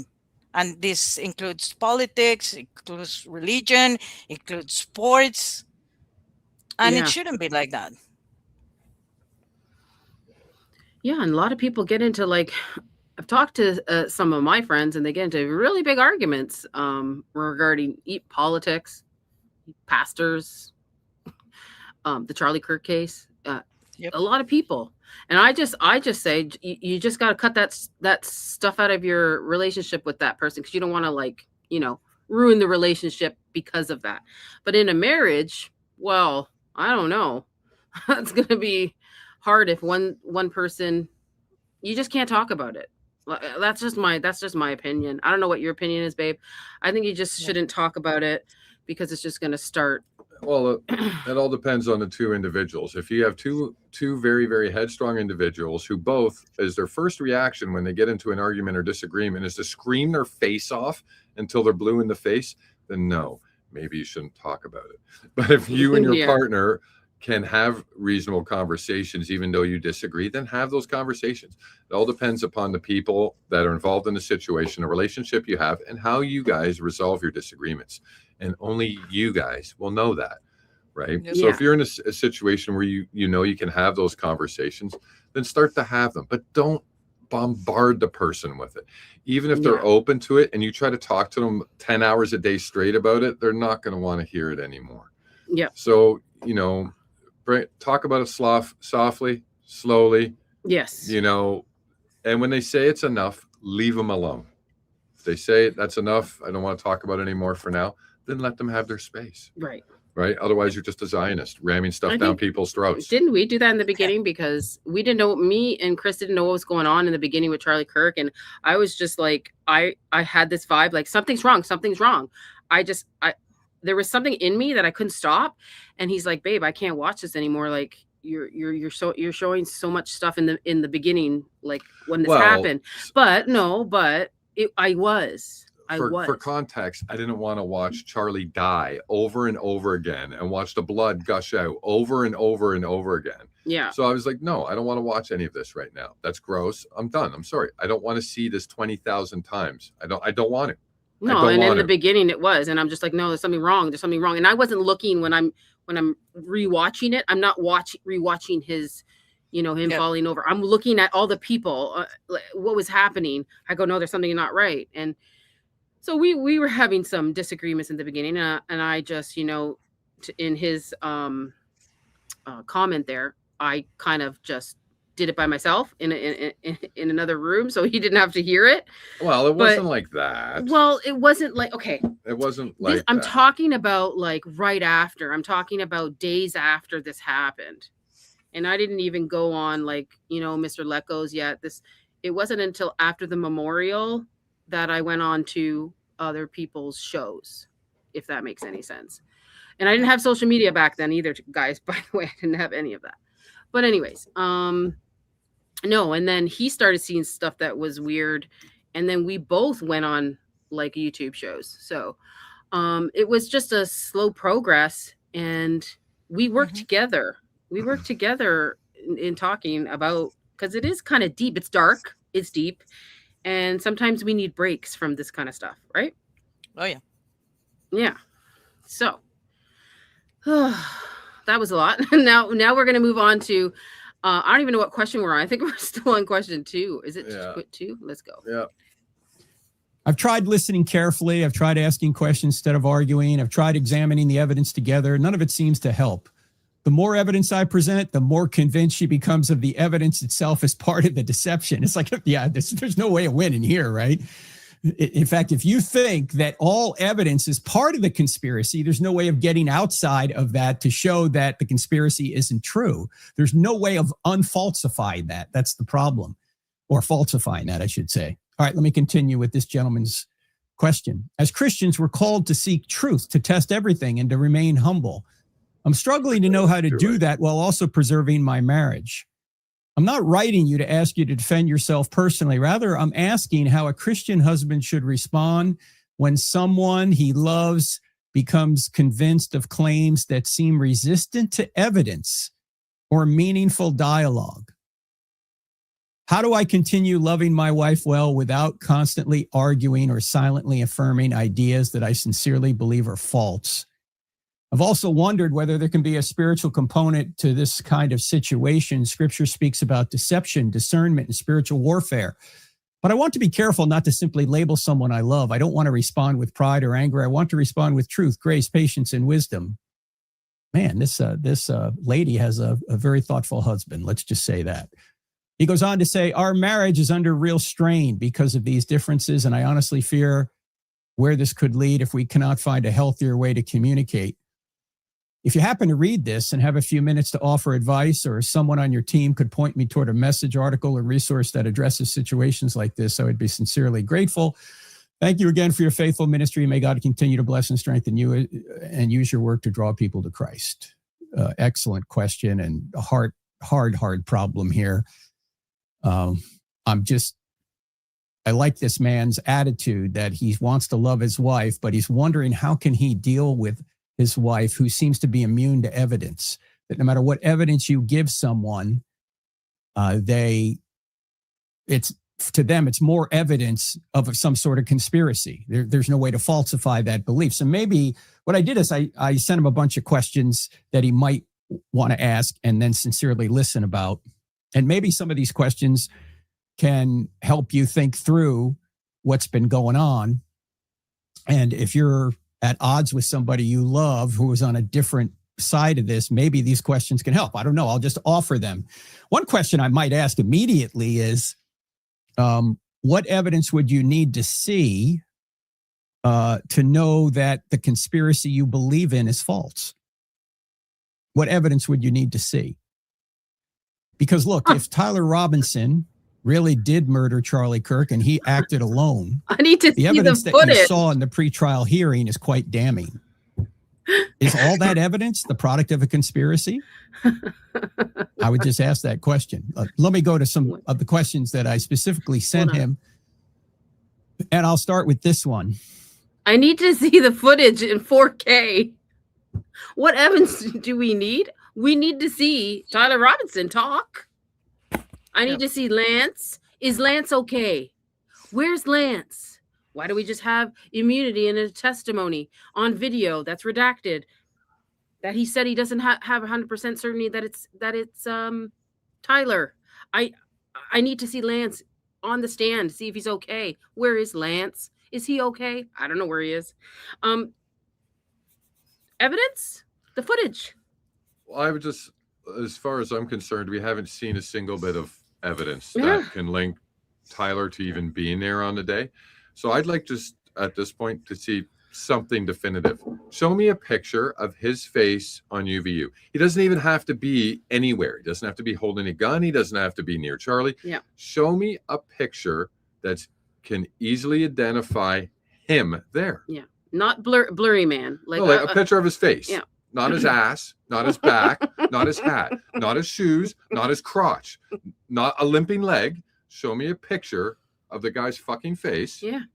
That I know is him. Yeah. Exactly. For starters, that'll be great. Yeah. I think that would be, I think that's perfect, babe. And I was listening to a space earlier, and I think it was Trillian that was talking, and he was just saying there's nothing that they're going to say that's going to change anything, because it's going to be the same slop that they're feeding us since the 11th, since they got Tyler and all this stuff came out. They're not going to change it. They're not going to care about anything else we have to say, any testings that we're doing, any ballistics that we're doing. They don't care about all that. So that's why I'm focusing on that footage of him jumping off the roof, that footage that on Friday that they saw. Apparently it was crystal clear, which it wasn't. That's what I'm trying to focus on, that, because that's the nail in the coffin. That's the slam dunk, as everybody's saying. Yep. And that's why we've been focusing on it the last couple episodes we've done. I just want to talk about one comment. Done with Fed Slop. Lance disappeared for months in order to let his hair grow long again, in my opinion. Possibly. His hair was already long. Well, we don't know, in the furry suit, whatever. That's not the point I want to make, though. The point I want to make is that Andrew Colvett recently brought up a Turkey Tom video and told everybody to go watch Turkey Tom's breakdown of Lance Twiggs. And in that Turkey Tom video, it has Lance Twiggs as a psycho, a crazy person, a drug-addicted alcoholic. He's a completely mess. He goes on mental rampages and sleeps in the living room and makes a freaking cave, and that's where he is. The guy was crazy. In my opinion, done with Fed Slop, my friend, I believe they put Lance in a quarantine to sober him up and to feed him his script. Like, he was a mess. So Andrew Colvett said this recently, and for some reason, they're trying to put us onto this Turkey Tom video, which basically discredits Lance as a freaking witness. How can you trust a witness who is on all that crap? So in my opinion, they literally quarantine him to sober him up. Yeah. Plus, now he makes a great patsy number 2. Yeah. Like I said, backup number 2. Let's move on. Remember, he's asking this to his wife. So you might say, honey, if someone murdered me, your husband, would you want Candace to treat you the way she's treating Erika? And just see what she says. Now, she may go into this big rant about how Candace is looking for justice. And forget all that for just a second. Let's just concentrate on Erika. Erika Kirk, the widow. Why is she insinuating that Erika Kirk and her organization is complicit? What evidence does she have for that? Would you want her to jump to that almost immediately after the murder? Would you want her to jump to you? There's a lot. There's a lot with Erika Kirk, Frank. There's a lot. Like 2 days after she's on talking, she says she had her phone off for weeks. So whatever she said on Jesse Waters is not accurate. She's accepting awards everywhere she goes. She's doing events. She's making new events called Make Heaven Crowded to her. I mean, she hasn't even grieved. And then we're talking about grieving and widows. Don't shove widows down my throat when she hasn't even grieved for one effing day. I'd just like to put it out there. If Allie and I are hanging out and all of a sudden I'm dead and she throws on a fucking glitter suit, call Candace Owens and tell her that Allie killed me. Whoa! Okay? If I just disappear one day and she's bouncing around in a glitter suit the next freaking day, speaking Judeo-Christian values at all you guys, call Candace Owens. Same here. And tell her and say that Allie killed Chris, because that is crazy. That is crazy. It's like, my husband's dead. Well, time to go to a disco. Like, yeah, it's time to do some tours. You know, that's crazy. I mean, I can't. I can't. Frank, that's not how you grieve. I don't even know how she can get out of bed. She got out of bed because she went to the office like 3 days later. She's 2 days later. She's doing a She spoke when she said she had her phone off. That was on the computer. Was that the laptop thing? No, I'm talking about what she. No, she spoke She spoke to the whole world. At the podium. Yes, she was in a white suit. Yeah. And she said she had her phone off. She forgives the man when she doesn't even. We don't even know who the man is. Okay. We are already saying this person's guilty. They already said it. Andrew said it. Blakey Neff said it. Rob McCoy said it. They all said he's guilty. Like, how do you know that? Isn't it innocent until proven guilty? Like, what is going on here? We're already saying he's guilty. It's him. It's lone shooter, Tyler Robinson. We got the proof. The evidence is mounting. Yeah, absolutely. And since you're in Utah, you're always guilty by Zionist decree. And that's just the way it works. Yeah. And if anything ever happens to either one of us, I hope everybody fights for us, because like we are fine. We are not suicidal or anything. So please, we are under attack right now. And so is many, many, and many, many others. Okay? There's something I wanted to share. He's supposed to be a pastor. He's supposed to be very Christian. Yes. His first statement is, this guy wants to love his wife, but there shouldn't be a but. That is never a thing we should avoid, that little 3-letter word, because that is giving you an excuse for something. Like, I want to love you, but I don't love you because of your flaws. You can say, I want to love you and I want to understand what you're going through and tell me what's happening so we can work it out. That is the advice that a pastor will give you. Not go and attack your wife by telling her, if someone murdered me, would you want Candace to treat you the way she's treating Erika? This is like, to begin with, this hasn't even gone to trial. Nothing has been proven. The evidence shows something completely different. And he's telling the husband to go and attack the wife instead of telling him, put yourself in her shoes and talk to her. That is where the show should have stopped. Oh, but he has to put Candace Owens in there. Of course, he's a witness. He has to put the case down, so they keep pushing the narrative or the Fed slop. The fair trial goes down the drain, and taking all of the jury pool. Yeah.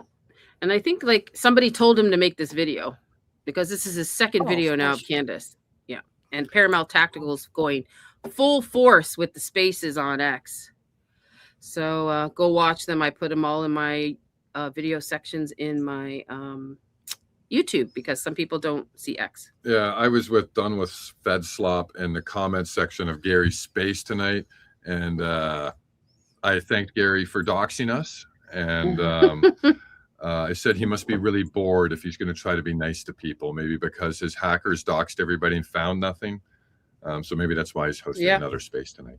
So I expect some backlash because I literally called him out. And if you watch one of the spaces that Ali posted, a person from the Unfuck America tour was calling Gary out for doxing, and Gary kicked her out of the space.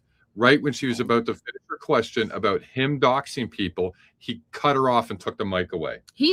Gary's been posting other people's posts from like him doxing other people. So he's grabbing and they're in his space. Well, these people that are posting this shit are in his space, and then Gary reposts it. I'm like, okay, there's some kind of recruitment, some kind of organization going on here that they're doing allegedly.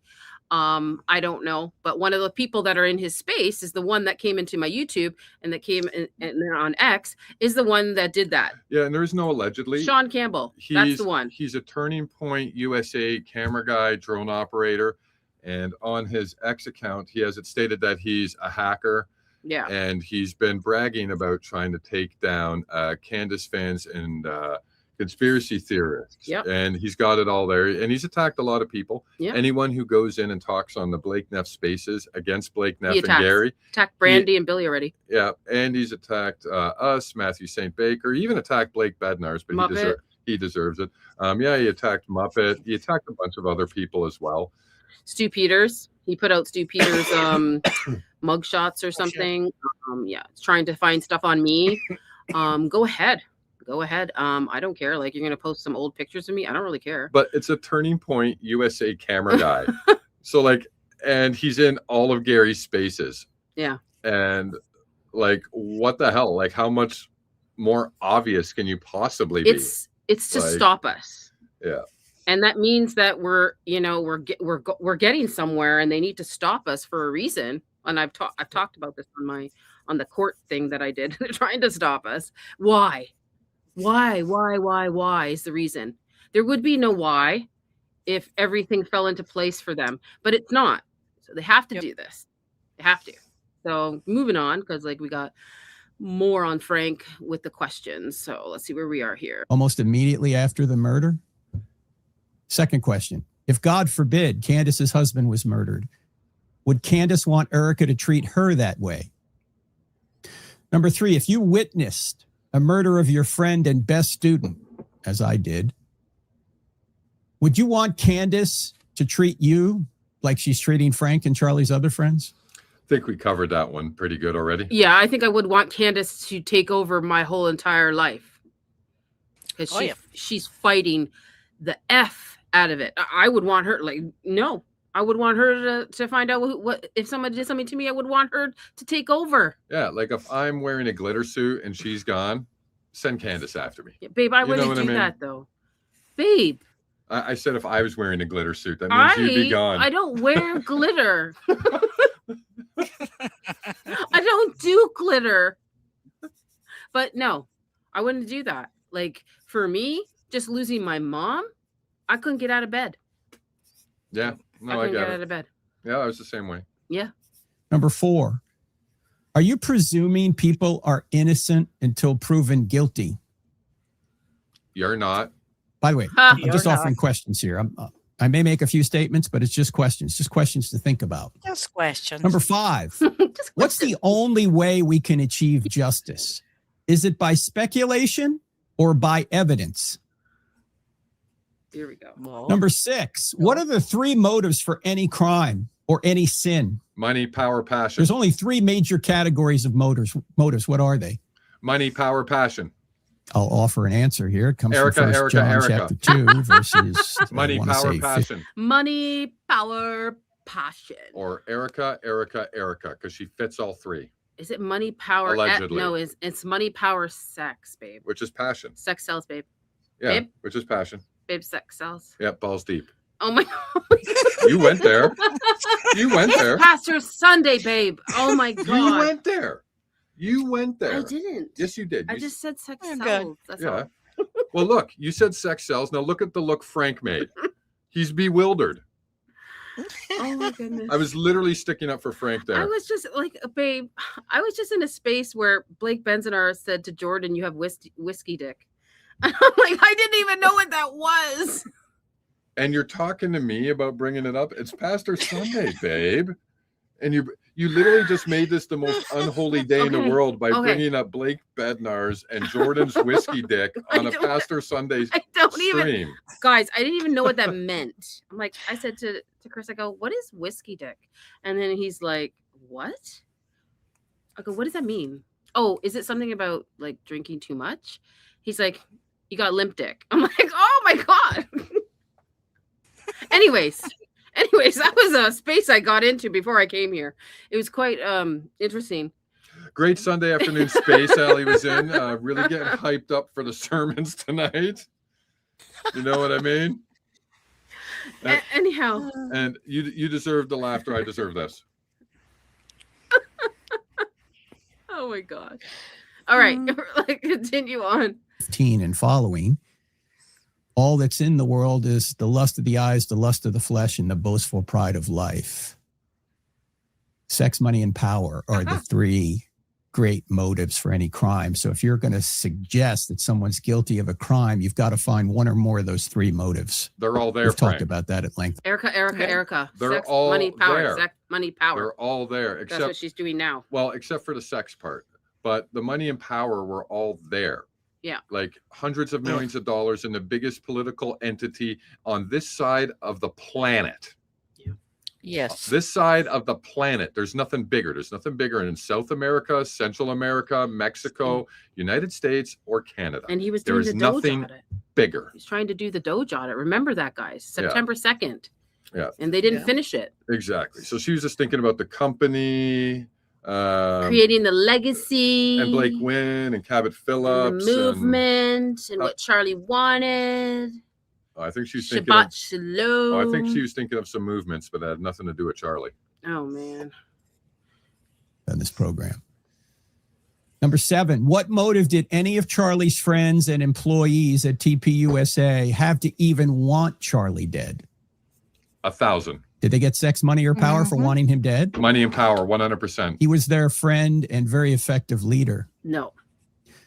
Number 8, what motive does Candace have to do what she's doing? Everyone. Look, I'm not judging her motives. I'm just asking the question. Every motive. It was her friend. Number 9. Look, I'm just asking questions here. You're an idiot, Frank. Number 9. Look, I'm just asking some questions here. It's all about Candace Owens. Every single question is about Candace Owens. Frank, you're an idiot. Why do eyewitnesses differ on details about almost every event, especially traumatic events like murders? And number 10, are differences always lies? If you want the answer to that, ladies and gentlemen, listen to the podcast we did last week. No, when lies I responded are lies, to specific Candace Owens lies are conspiracy lies, theories. If you tell a lie, differences it's a lie. are not always lies. Number 11, the differences among the eyewitnesses prove the eyewitnesses were involved in the murder or that a conspiracy exists.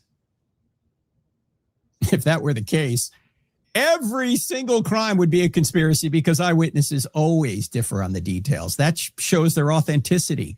They didn't get together to iron out all the details. You know, people notice different things. Except for the Turning Point employees. They notice when, especially in a traumatic event, they may notice certain things and they may not notice others. Nope, they were given They a may script, focus Frank. in on certain things. They were given a script, Frank. Nice try. Number 12, what are the requirements necessary to pull off a successful conspiracy? Conspiracies do occur, but what are the requirements to pull off a successful one? If you want to know the answer, J. Warner Wallace, in his book, Cold Case Christianity, talks about some of the requirements to pull off a successful conspiracy. Normally, it's got to be, I'll just mention a couple of them, not all of them. It's got to be a small group of people because the bigger group of people, the more likely you're not going to be able to hold the lie together. Secondly, it's got to be people one. If you want to know the answer, J. Warner Wallace, in his book, Cold Case Christianity, He blocked it out. talks about some of the requirements He edited it out. to pull off a successful conspiracy. Normally, it's got to be, I'll just mention a couple of them, not all of them. It's got to be a small group of people because the bigger group of people, the more. Sometimes I'm noticing, like in some clips, even the one where she says pouring into you, you'll see just a second, there was something deleted from it. Yeah, but that's weird. When you make an edit like that, there's not supposed to be any black there. That means like you removed something, but then you didn't adjust your leftover clip properly so that there's a seamless time. Maybe. That's weird, but the audio was still there. Audio was there, yeah. That's weird. Likely, you're not going to be able to hold the lie together. Secondly, it's got to be people, or it's better if people are more closely related, because you're not going to rat out your mom or your dad or your brother or your sister. Like the Farnsworths? Number 3, you can't have a lot of pressure. If you have a lot of pressure, somebody's going to break. Oh, like Harpo, like you, like Rob. Right. So I think he's Like answered Blake. a lot of his own. Like Andrew. Yeah, like Tactical. yeah, like Colvette. So yeah, You like, guys are falling apart. you guys are a walking disaster. Literally, you had to bring Tyler Boyer into a space last night. Yes. You Go literally, watch it. You literally had to bring him into a space last night. You guys are drowning. You are drowning.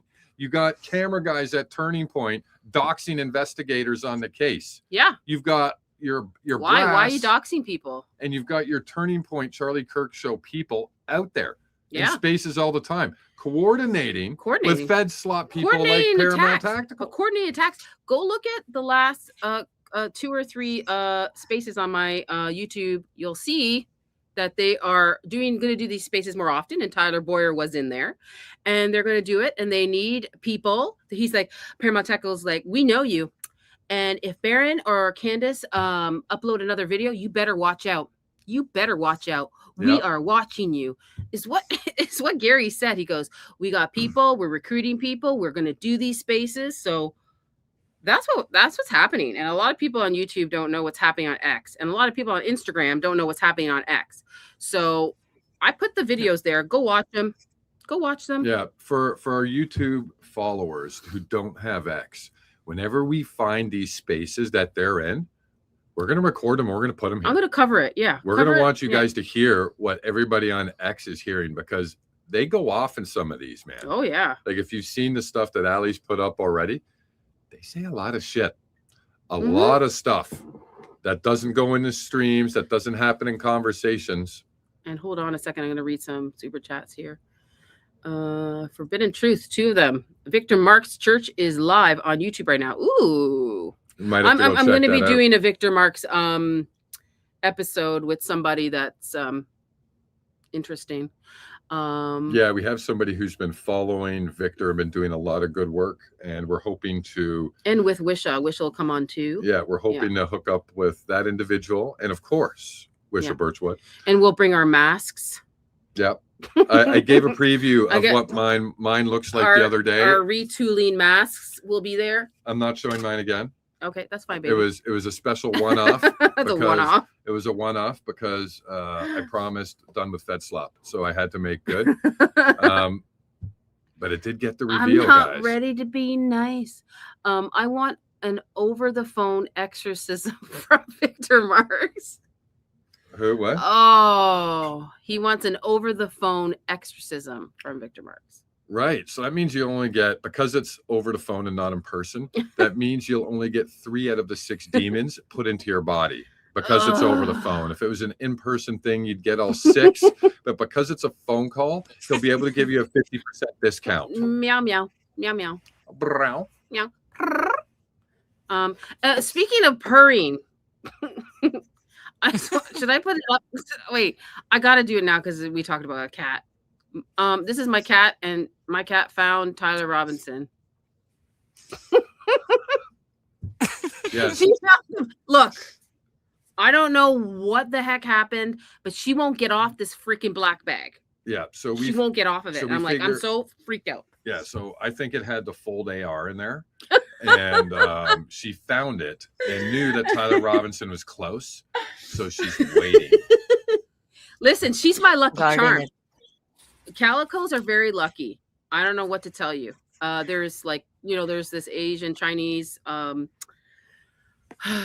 folklore regarding the calico cat, and I do have that waving cat thing. I should put it in the background here.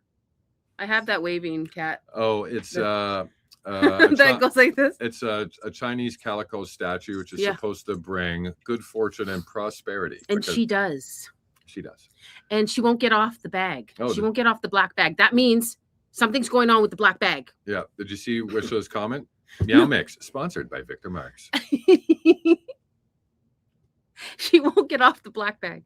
And we'll probably bring our arcades down here too. We have arcades. That's you see Pac-Man right there. Yeah, we got a Mortal Kombat too.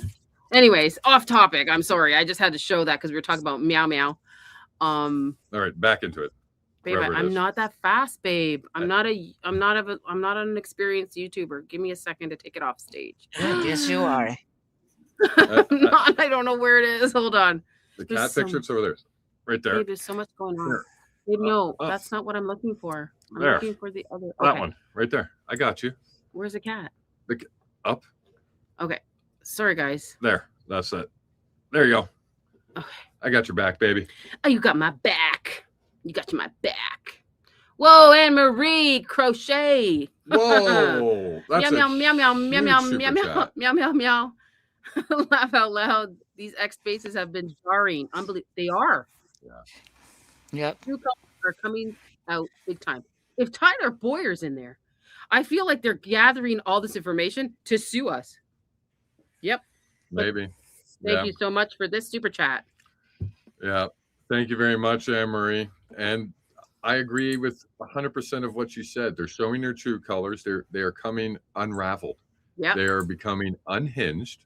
Yep. And they are literally becoming everything they're accusing us of. Desperate, deranged, toxic. They accuse people of falsifying information and doxing people. We haven't done any of that shit, but it's all coming out now. We're getting hit in the face with a bunch of this stuff now. I just got doxxed twice. 3 times. Third time was a charm. I mean, I don't even know if it's 4. Wisha knows. Wisha knows what I've been through, and so does Love. Love knows. Yeah. Since known you since September. So, yeah, like this is it. We can just like crawl in the corner and just give up, or we can just keep pushing through. But this is what's happening, and we're gonna be following those X spaces. Like we will. We'll keep bringing them to you guys because not everybody goes on X, and honestly, it's toxic. Yeah. Like I don't blame you for not wanting to go on there. If you do start an account, do not use your real name or picture. Don't do it. Do not. And if you choose to engage with people, don't give them your number. Don't give your number. Don't give any other social media. And actually, I would privatize all your social media. And that's just to go on X and have a conversation, guys, about this stuff.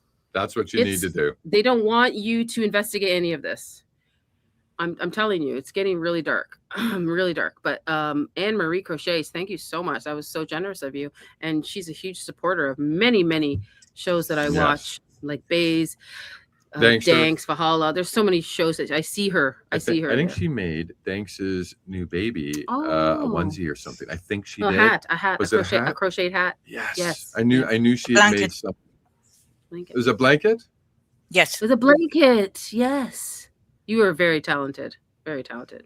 You should do a YouTube and do crocheting and teach people how to do it. I'd sub to that. I know how to crochet, but I always forget. And then, like, my mom's not here, but she would teach me how to start it, and then I would get the gist of it. But yeah, it's a true talent to do that. And knitting is very hard too. Knitting's harder than crocheting. But anyhow, thank you so much. I really appreciate it. As we move on, let's get retooled by Frank Turk here. Shall we? What number are we on? What question is it? Look at his face. Yeah, we're only, I think, maybe a half dozen or so in. Turns out that the requirements, and there are others, the requirements for a successful conspiracy don't appear to be part of the Charlie Kirk murder. But anything's possible. The question is, what's reasonable? What does the evidence show? Number 13, if your response to evidence is that all evidence is fake because it's the product of the conspiracy, how could you ever discover you were wrong? And you wound up letting the real murderer go. How could you ever discover that? If no matter what evidence is presented to you, you assume that evidence is fake. You're assuming what you're trying to prove if that's your attitude about things. Number 14, should you accuse people of murder without adequate evidence? You guys Number do. 15, why does the Bible require at least 2 witnesses for a conviction? He moves on so fast. Hold on. He didn't want to leave that one sit for Come on, Frank. Like for 2 seconds. Every single person in the government in Turning Point is saying he's guilty and deserves to die. Yeah. We are not saying that. Almost every single person on the conspiracy side says if he's guilty, he should die. If he's innocent, he should be free. And we want the proof. And how can Erika, she says she knows all of it. Remember, she knows all of it of the case. So how can Erika forgive somebody if we don't even know who the heck is in the video? How does she know it's him? Well, I think when she made that whole statement about forgiving the murderer, yeah, I think she already knew who did it and was forgiving that person. Do you get it? The forgiving was real and public. Okay. But it was a staged event because the person that killed him hasn't been revealed yet. Let's Do you not get it? Like if you wanted I get it. Do you get it? Like does because everybody Victor in the Marks chat is the get it? first one. Victor Marks is the first one that knew, and then Terrell Farnsworth is the first one that said it on camera, and then Jack Hibbs said it too. Terrell Farnsworth is the first one to say he died. He said they killed Charlie. Who is they? Yeah, and I believe Victor used they as well. They didn't come after you, Erika. Don't worry. They just just wanted Charlie. What the? Yeah. So what the heck? So getting back to the question, Frank, your guys have been the only ones saying that if he deserves to die because he's guilty. Everybody else has been saying, innocent till proven guilty. You guys seem to have forgotten that. He's innocent until proven guilty.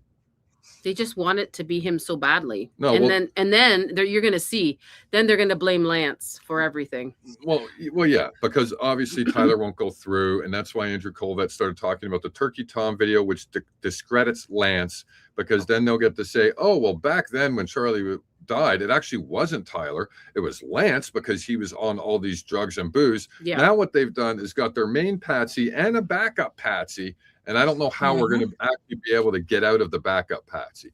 I think we can prove that Tyler didn't do it, but I don't think there's a chance in heck that we could prove that Lance didn't do it. Yeah. And I also think that's why he's been in quarantine, because they knew the main patsy was going to fall through. I don't even think he's here. I think he's gone. Who, Tyler? No, Lance. Yeah, because that was a recorded video. That's a recorded video. We don't know where Lance is. Oh, he's in Bali. And that wasn't the same person that was pumping gas. That's a totally different person. Well, who knows? Maybe he's over in the land overseas and he's a part of Project Sunrise. And he's going to get a new condo on the strip over there. The strip where they just murdered children. That strip? Yeah. He's probably got a condo there, all expenses paid for the rest of his life. All he's got to do is this. Yeah. Number 16. Why does God threaten to kill those? What do you want to say? Yes, I wanted to make a comment here. Remember why Frank is doing this. This is a list of questions that he's suggesting a husband to question a wife that disagrees with him. I think these are all made up by Zionists. Course. Where did it stop being that and it turned into me? Exactly. Yes. Very well said, love, and great catch, because you're right. That's how he starts this whole thing. Yep. And now we're on question 14. Yes, question 14. And on how to save your marriage by questioning your wife. Tell me what makes a conspiracy. Should you be accusing people of murdering somebody? Oh, man. If you disagree with the evidence, then you're wrong. It's like, what? Hey, babe, Yeah. I'm sorry. Yeah. Exactly. Like, how does that go over, with your morning coffee? Like with your partner? Like, guys, I have a list of questions for you, honey. Yeah, no kidding. Guys, love for him to come on my show. Do not take relationship advice from Frank Turk or honesty advice for that matter. Right. Yeah. Man. All right. 2 witnesses for a conviction. Number 16. Wait, why does God threaten to? No, we're on number 14. You said, right?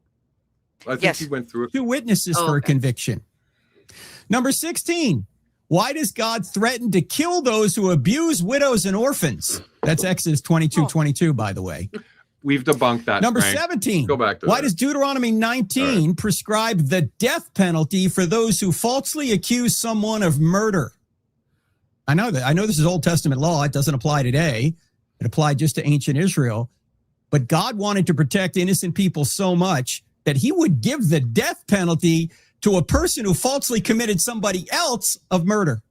That's He would give the death obsolete. That's obsolete, Frank. So I take it you haven't read the New Testament, Frank. It's this crazy book, which is technically part 2 and the finale of the greatest story ever told.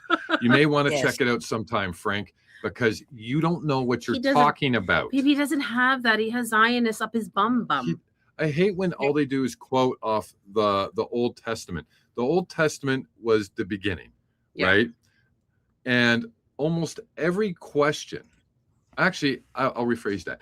Every single question in the Old Testament was answered in the New Testament by Jesus Christ. So you can't go back after you hear answers you don't like Jesus didn't come and go, well, you guys are the chosen people of the planet and you'll get a free ride forever. Because Jesus didn't say that, they turned him into the Romans and had him murdered. Just because you didn't like what they said doesn't give you a right to do the certain things that you're doing. It's appalling. And it's not our fault that your ancient ancestors didn't come to Christ and you're in a failed religion. That's also not our fault. If you're going to start a religion, follow through with it and learn it all. But why? The full story. Regarding the court and the preliminary hearing and stuff, why is he putting biblical terms into any of this anyways? This is my whole problem. I don't want to hear about Exodus 22:22. I don't there's so many widows. I can bring up we can do a live stream on it. We can do another live stream on how many women have unalived their husbands. There is an astronomical amount that were Christians. Actually, some of the biggest fake widows in the Bible are in the Old Testament. They were in Israel. And there's some of the most famous stories of the Bible. I think we did that, didn't we? We did a couple. Delilah. So Delilah, Jezebel. All of these women were Israeli women. Yep. Who murdered their husbands for money, power, and fame so they could rule the country. It's almost like he's contradicting himself without he is oh my God. And do you want to know what happened to those widows? They got fed to the lions. They got fed to the lions, ripped apart by dogs, and stabbed 100 times with swords. That's what happens to widows who do bad things. Just because you're a widow doesn't mean you're invincible, Frank. So hunt you down with a sword. So Exodus 22:22, we debunked that. We debunked that. Yep. We've got an episode. Did we do that episode? We did. It's called Exodus 20:22, and it was a widow when I was dressed as the widow. Remember? Oh, was it? Yeah. Yeah. So we actually did 2 parts on that. Widow 1, Widow 2. Oh man. Yeah, we destroyed that whole thing. We did Delilah, Jezebel, and all that. Yeah. I think Erika is the most in common with Delilah. So if you're curious about that, look up Old Testament Delilah, read her story. Yeah. And moving on, because that's all they got. All they got is Exodus 22:22. They have nothing else. You got to protect the widow. Penalty to them. Oh, you're going to falsely accuse someone of murder? We're going to kill you. Oh, can't have that. You can't have these false accusations. Number 18. Why do we have biblical evidence of demonic activity since the murder? Since 9/10? First of all, we had a murder. Then then we've had lies, accusations, and slander seeking to steal, kill, and destroy. Oh man, babe, I can't. Oh. Did he just say, why is there so much demonic energy since the murder? Yes. Bro. I'll rewind. You're a cult full of Baal worshippers. What the heck? Yeah. Do you know Do you know the No, he roots doesn't know. of the religion that you're worshiping? No. Do you have any idea? Okay. This is crazy that he said that. So we just finished talking about Delilah, Jezebel, blah, blah, blah, right? That's in the Old Testament. Yeah. They were rulers of Israel at that time, even Yeah. though, well, whatever you want to call it, Judea, whatever, right? Yeah. Guess what? Guess what their religion was, guys?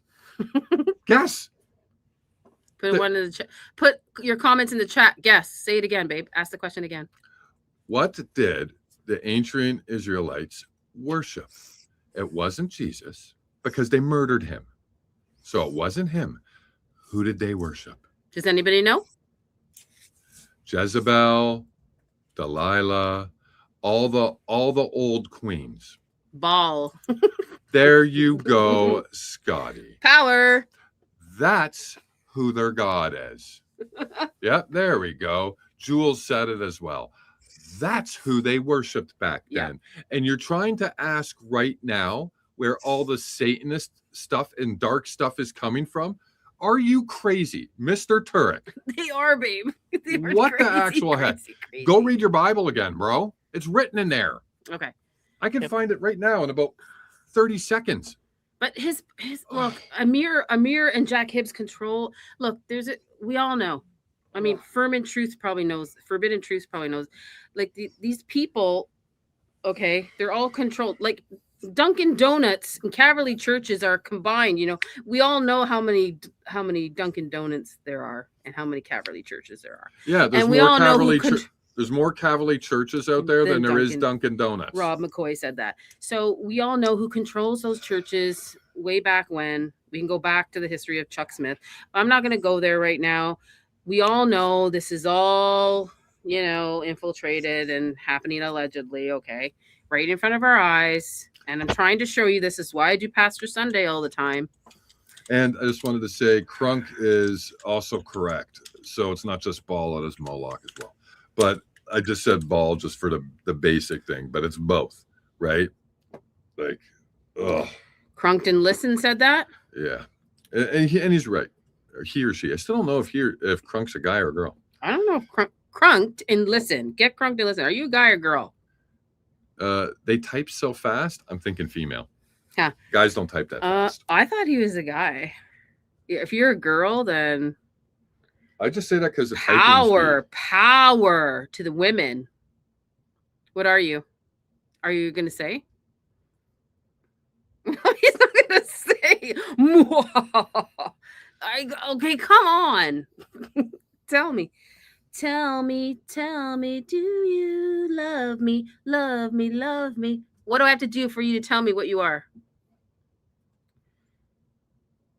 She's a sister wife? Wait, you don't know. Well, get Crunked and Listen. Let me know. I need to know. Girl? I think girl, because like I said, only girls type really fast. Guys don't do it. Guys are so slow. Guys are slow. Scotty, why are you giving away my secrets?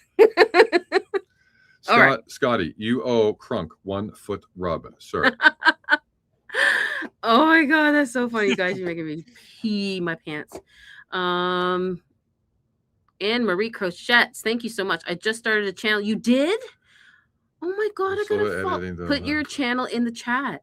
I'm so slow at editing though, but haha, I am up and running. I'm pretty excited for finally taking the leap, starting the show. Congratulations. Oh my god, congratulations. Thank you. Why don't you put your YouTube channel in the chat? Yeah. Put the link in here. Put your link in the chat. Yeah. If you can figure out how to throw your link in there.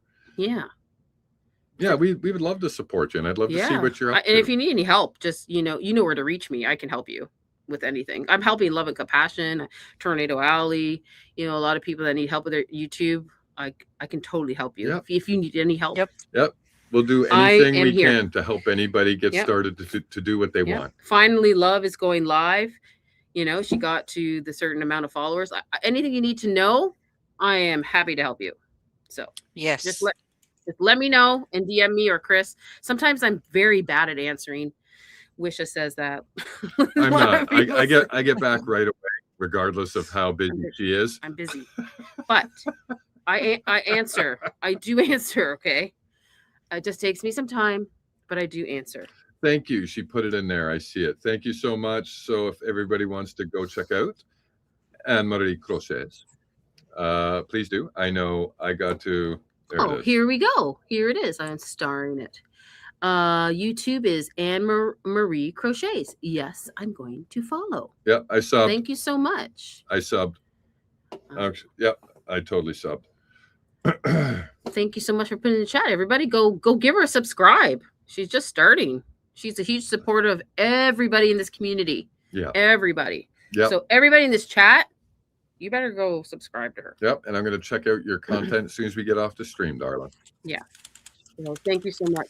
Oh, man. I just saw what Furman said.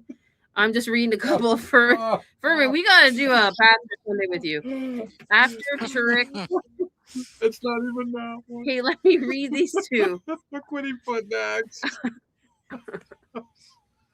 Okay. Great, babe, I can't. Babe. I don't care. I owe you one. Look what he put next. Slap. Okay. After Turk, a spirit came upon me hard. Oh gosh. Okay, what's the next? This one? Eric's Judeo speaks in spirit tongues. Eric's Judeo pussy speaks in spirit. Okay. Okay. Do I have to get my cat mask out? Like what? That's so wrong, but it's so accurate. Oh man. Oh my goodness. Oh my goodness.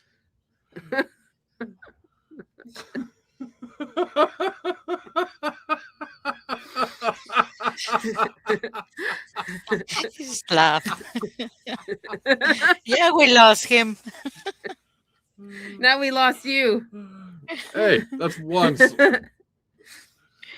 That's once. I've earned it. I've earned it. So if anybody doesn't know who Forbidden Truth is, it's Furman Files on X. Oh, he does some great work. Yeah, he does. He does. Yes, he does. Had him on my show a couple times. Oh man, Furman, that was killer, bro. Thanks. I appreciate you, man. Funny. Guys. All right, moving on. We got to finish these questions, guys. So, hold on. Oh, this man's so gross. Who? Frankie? Yeah. Him and his pickleball court glasses. Get a real pair of glasses, Frank. You haven't played pickleball in 20 years, bro. Get a real look. Here's a real pair of glasses. You've got like these pickleball glasses on. Did you just say pickleball? Yeah, you haven't played that in a good decade, and maybe more, maybe 2 decades. Like, come on, Frank. It's pickleball. Get it together. Pickleball glasses.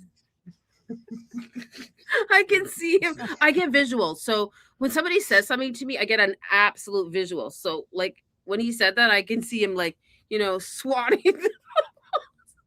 Yeah. Like I could picture him and Hibbs, sweating it up on the court. Yeah. Jack serves. Frank hits the ball back. Jack runs. The rug falls off his head, splats against the wall. Frank gets all worried about the rug getting in his way. He grabs it. They switch glasses. Yeah, and then they switch rugs. They do all kinds of weird shit at these pickleball courts. Okay, let's continue on. Then we've had lies, accusations, and slander seeking to steal, kill, and destroy. Oh, I agree that's with exactly what Jesus and the apostles call Satan. They call him a murderer who uses lies, accusations, and slander because he's seeking to steal, kill, and destroy. I agree. People don't believe in the demonic, but how could it be more obvious than this case? Totally agree. We've had a murder, and all we've had since then pretty much is lies, accusations, and slander, seeking to steal, kill, and destroy. Totally agree. Yes, there is a spiritual component to this. Yes, this is spiritual warfare, as the husband who wrote in suggested. Now, you don't have to accuse your wife to be involved in this, but maybe make her aware that this is indeed going on. That's so crazy. It's quite obvious. So crazy. What? Honey, because all of the biblical tropes. You do? You're a Satanist. How dare you? You're demonic. This guy's crazy. Is he married? Look, is he married? Yes. How? He's married to Stephanie Turek, who her father, remember, did the Raytheon, and he's an Egyptian pilot. Yeah, okay. That makes sense. He married in the Raytheon. That's not arranged. That's right, because it was father-in-law. Yeah. And his father-in-law was working at Raytheon around the same time Kent Fronsky was. We already covered that in the past episode. Sketchy guys. Shady. Wow. Wonder why he's sticking up with her for her so long. Maybe it's because their families have known each other, potentially, allegedly, military maybe, background. Perhaps for 40 fucking years. Part of my language, for 40 years. And he was an Egyptian pro pilot too. His father-in-law. Yeah. And both of his sons are in the military. Anyways. Prohibitions against doing what Candace and others are doing are being ignored. About witnesses, about false accusations, about abusing widows and orphans, about accusing someone falsely of a crime. Why did they keep doing In fact, number 19, why does the Bible warn against gossip? Why do they keep bringing up orphans when there's not a single orphan in this entire situation? Why do they do that? You gotta unless hold on, unless Erika isn't the mother of Charlie's kids. That makes them orphans. If Erika is not the real mother, the biological mother of Charlie's kids, then those kids are orphans. It's just probably part of the Bible verse. And this is what pisses me off every time he talks about court and stuff. He brings up Bible verse. I feel like they all can get out of everything when they say a Bible verse. Well, that's you can't attack me. Well, that's Exodus 22:22, bitch. Yeah, that's their get out of jail free card. But in that verse, it states orphans, but it also says the fatherless, right? Yeah. Okay, so granted, they are fatherless, right? But they're not orphans. They're not orphans. They have a mother. The only way they're orphans is, like I said, if Erika's not their actual mother. I don't even Otherwise, you can't even be bringing that up. I never seen her pregnant. Because I guarantee you, those kids are going to be better off than everybody watching this stream combined. Every for woman the rest I of their know lives. took a picture of their pregnant belly. I've never seen it. I don't know. And after we did that thing about the birth plan? Yeah, the birth plan. After we did that, like, I'm just like, okay, her friend's giving birth the same time she is, and she took her slot. I'm like, oh, yeah, I forgot about that. Go watch my birth plan video. It's pretty good. Yeah, but it's anyways. in Allie's video section, and they break down Erika's whole birth plan, and it turns out her best friend was having a birth at the exact same time in the room next to her.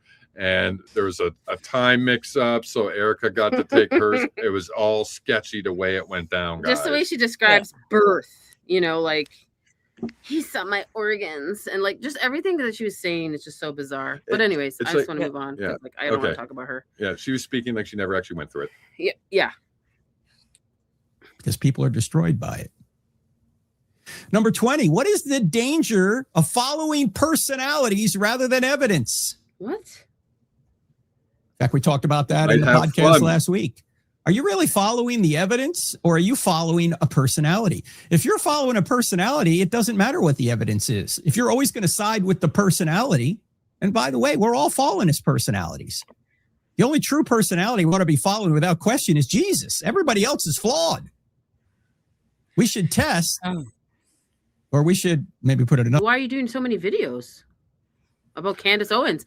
What are you doing? You're a personality, and so is Rob McCoy. You guys been doing this shit since July. Hold on. He just exposed himself. Yeah. He just said, are you a personality or a truth teller? If you're personality, everybody just agrees with you all the time. Let's check his comments right now. I bet you there's not one single person that disagrees with him. Let's go check Jack Hibbs' comments. I bet you there's not one single person that disagrees with him. Now let's go check Ali Files' comments. And I bet you there's going to be lots of people that disagree with us. Yeah, there is. So who are you talking about, Frank? Are you talking about yourself? He controls your friends? They moderate his stuff. Of course they do. So when your comments are only going to have positive things, don't you dare talk like that about other people who are sitting here trying to tell the truth, and we take hits. We take people accusing us of stuff. We are wrong. We do make corrections whenever that happens, and we deal with it. I would love for him to go on the Sean Ryan show. That'd be fun. That'd be hilarious. fun. Imagine Yeah. Frank Turk on the Sean Ryan show. That would be like, get the clowns out and get the circus tent. I mean, it would be great. Yeah. Oh, Like Sean Ryan, do it. oh, you know who else I'd like to see Frank go on their show? Anna Kasparian. Oh, Imagine yeah. Anna interviewing Frank. Oh my gosh. Oh man, that won't happen. But I can see him going on Sean Ryan. He won't do anything with Anna. no. They're you want to know what? All these guys are probably terrified of Anna. All right. By the way, Ronald Reagan's famous phrase, we should trust but verify. Always verify. So there's a great danger in following personalities. They may blind you to the evidence. Don't follow me. Don't follow Candace. Don't follow other personalities out there without the evidence. Always check people by the evidence. Where's yours? Where's yours? By the way, I've noticed that one of the criticisms of me that has come up since last week that I didn't really notice was someone said that I was FaceTiming somebody for 9 hours from the time of the murder all the way till I got back to the hotel, because I was on Megyn Kelly's podcast a week or so after the murder. And I mentioned that I had the podcast, or I had the FaceTime on till I got back to the hotel. What I meant to say was the hospital. It would be impossible. That's not what you said. Candace did play it on her show. Yeah. Didn't he say he had it back at the hotel? Yeah. We played it His too. own words. Yeah. We played it too. That was on another show. When I think I did it with when he was wearing the purple shirt. I think I had you on. I think I had you on there, love. I was playing the whole clip of Megyn Kelly and him. It was like 8 minutes. I played that whole freaking thing about the drones, about him coming in and how he's on the phone and until he got to the. But this one, he talks about. I think on the other one, he talks about Seth Dillon. Seth Dillon called him. So that's something that we didn't know. But I mean, like, how are you going to be on a phone and then Seth Dillon calls you when you still have your family in your pocket, you know? All right. For me to be on FaceTime to the hotel, we didn't get to the hotel till like 8 or 9 hours after all that. So I just misspoke. I said hotel when I meant hospital. Oh, I just said it and I didn't catch that. And I just said it and he said it. So he misspoke. So he's literally correcting himself. And he did this on this other video when he was in purple. We did it last Sunday. He said he misspoke about the drones. It was a selfie thing up on there, someone taking a picture. Are you effing kidding me? Those are drone shots. There's no way somebody could do a selfie with a stick. That's a drone shot. 400 feet up in the air. Shots were taken before you guys even got there. It's on Charlie's phone, you said. So he corrected himself because someone told him to do the other video and someone's telling him to do this one. That's my thoughts. You may think I'm lying about that. Yes. Yeah, well, look, I'm not. I have this condition known as 64. Have you ever said something? I've said it. I said stuff from the stage, and people after I get off the stage, they go, "You know, you said this." I don't know. I didn't mean to say that. In fact, when I was at TPUSA at the at AmFest this past year, I was talking about this stuff, and I talked about how people are attacking Charlie's widow, and instead of saying his widow, I said her widow. My wife, after I got down, said, "You know, you said her widow." I said, "What? I didn't mean to say her widow. How did I say that?" Man, the older I get, the more I do that. The more I say things. I'm thinking something else, and I say the other thing. And look, if you don't want to believe me, that's fine. Don't. I'm just saying this happens, and it happened to me. There's no way I was on FaceTime for 9 hours. How do you misspeak that? How do you not? I remember everything that happened September 10th. I mean, we got Blake Neffy. He don't know. He doesn't remember where he was. I was in Orem. Now, there's a bald man in Orem, so now I'm in Salt Lake City. I don't know what hotel I was in Salt Lake City, and it doesn't freaking matter. I'm not telling you guys. I'm not telling you trolls. It doesn't matter. If it doesn't matter, Blake Neffy, just tell us what hotel you were at. What are you worried about? So now we got bald men in Orem in probably in Dodge Challenger cars. People are making memes of this. But now he's changed his story in X Spaces, saying people will just take my words and just switch it, and that's not what I meant. I wasn't there. Blah blah blah. No, how do you not know where you are? Oh, and you corrected 9 months after you said it on camera. Yes. How convenient. Yeah. And he's senile. How can you not? I remember everything vividly.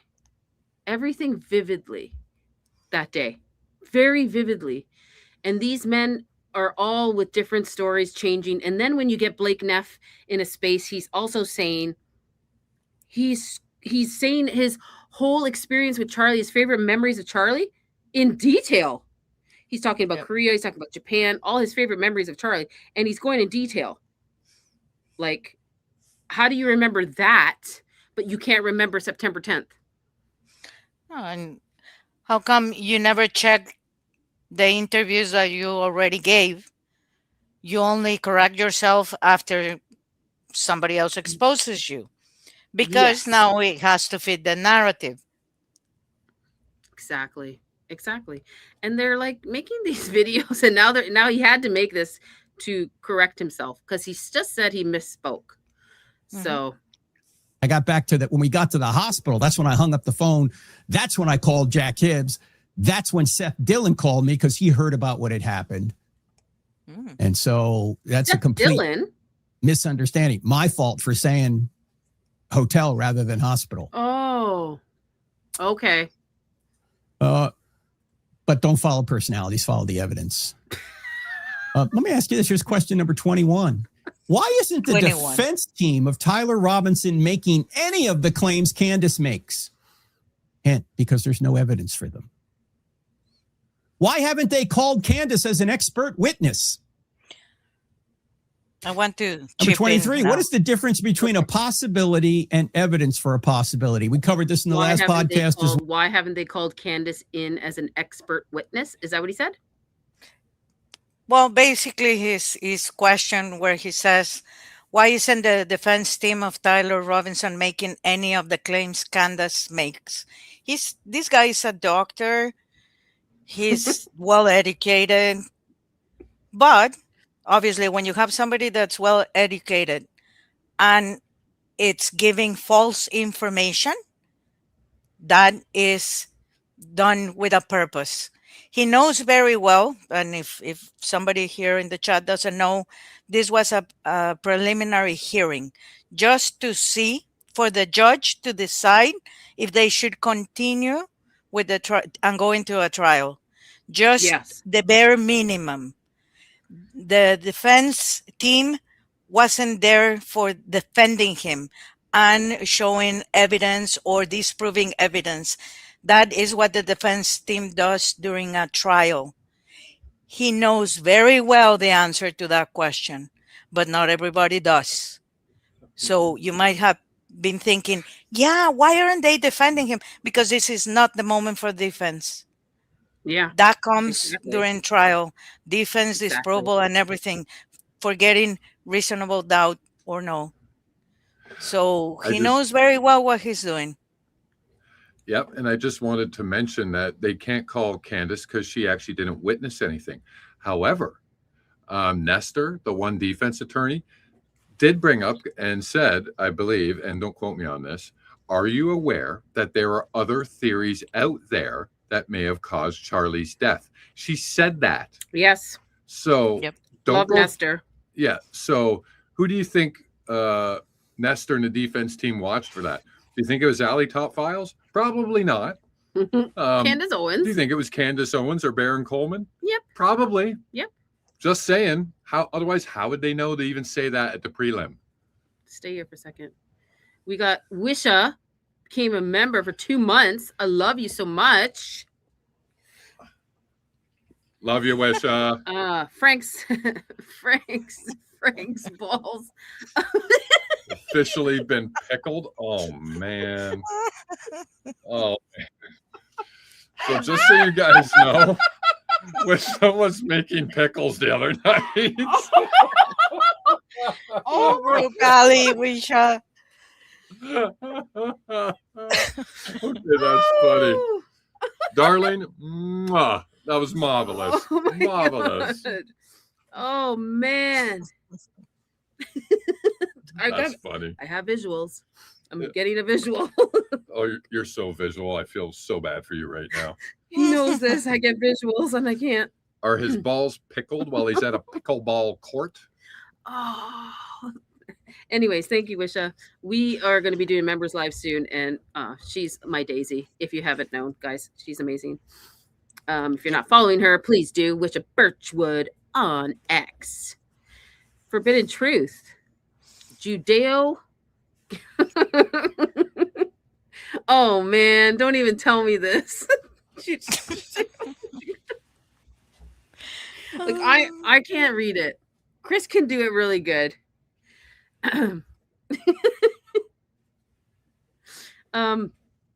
Chris. Oh man. Is that the P word? Erika's Judeo.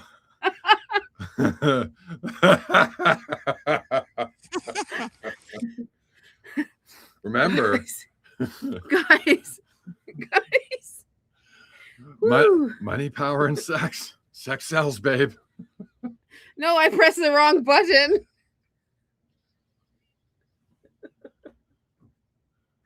Oh man. Oh man, I'm getting a visual with that now. Furman, you've been on fire tonight, dude.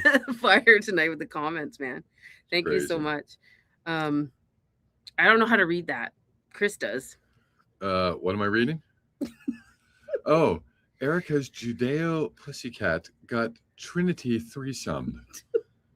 So hold on, would that be? Hold on, let me get this right.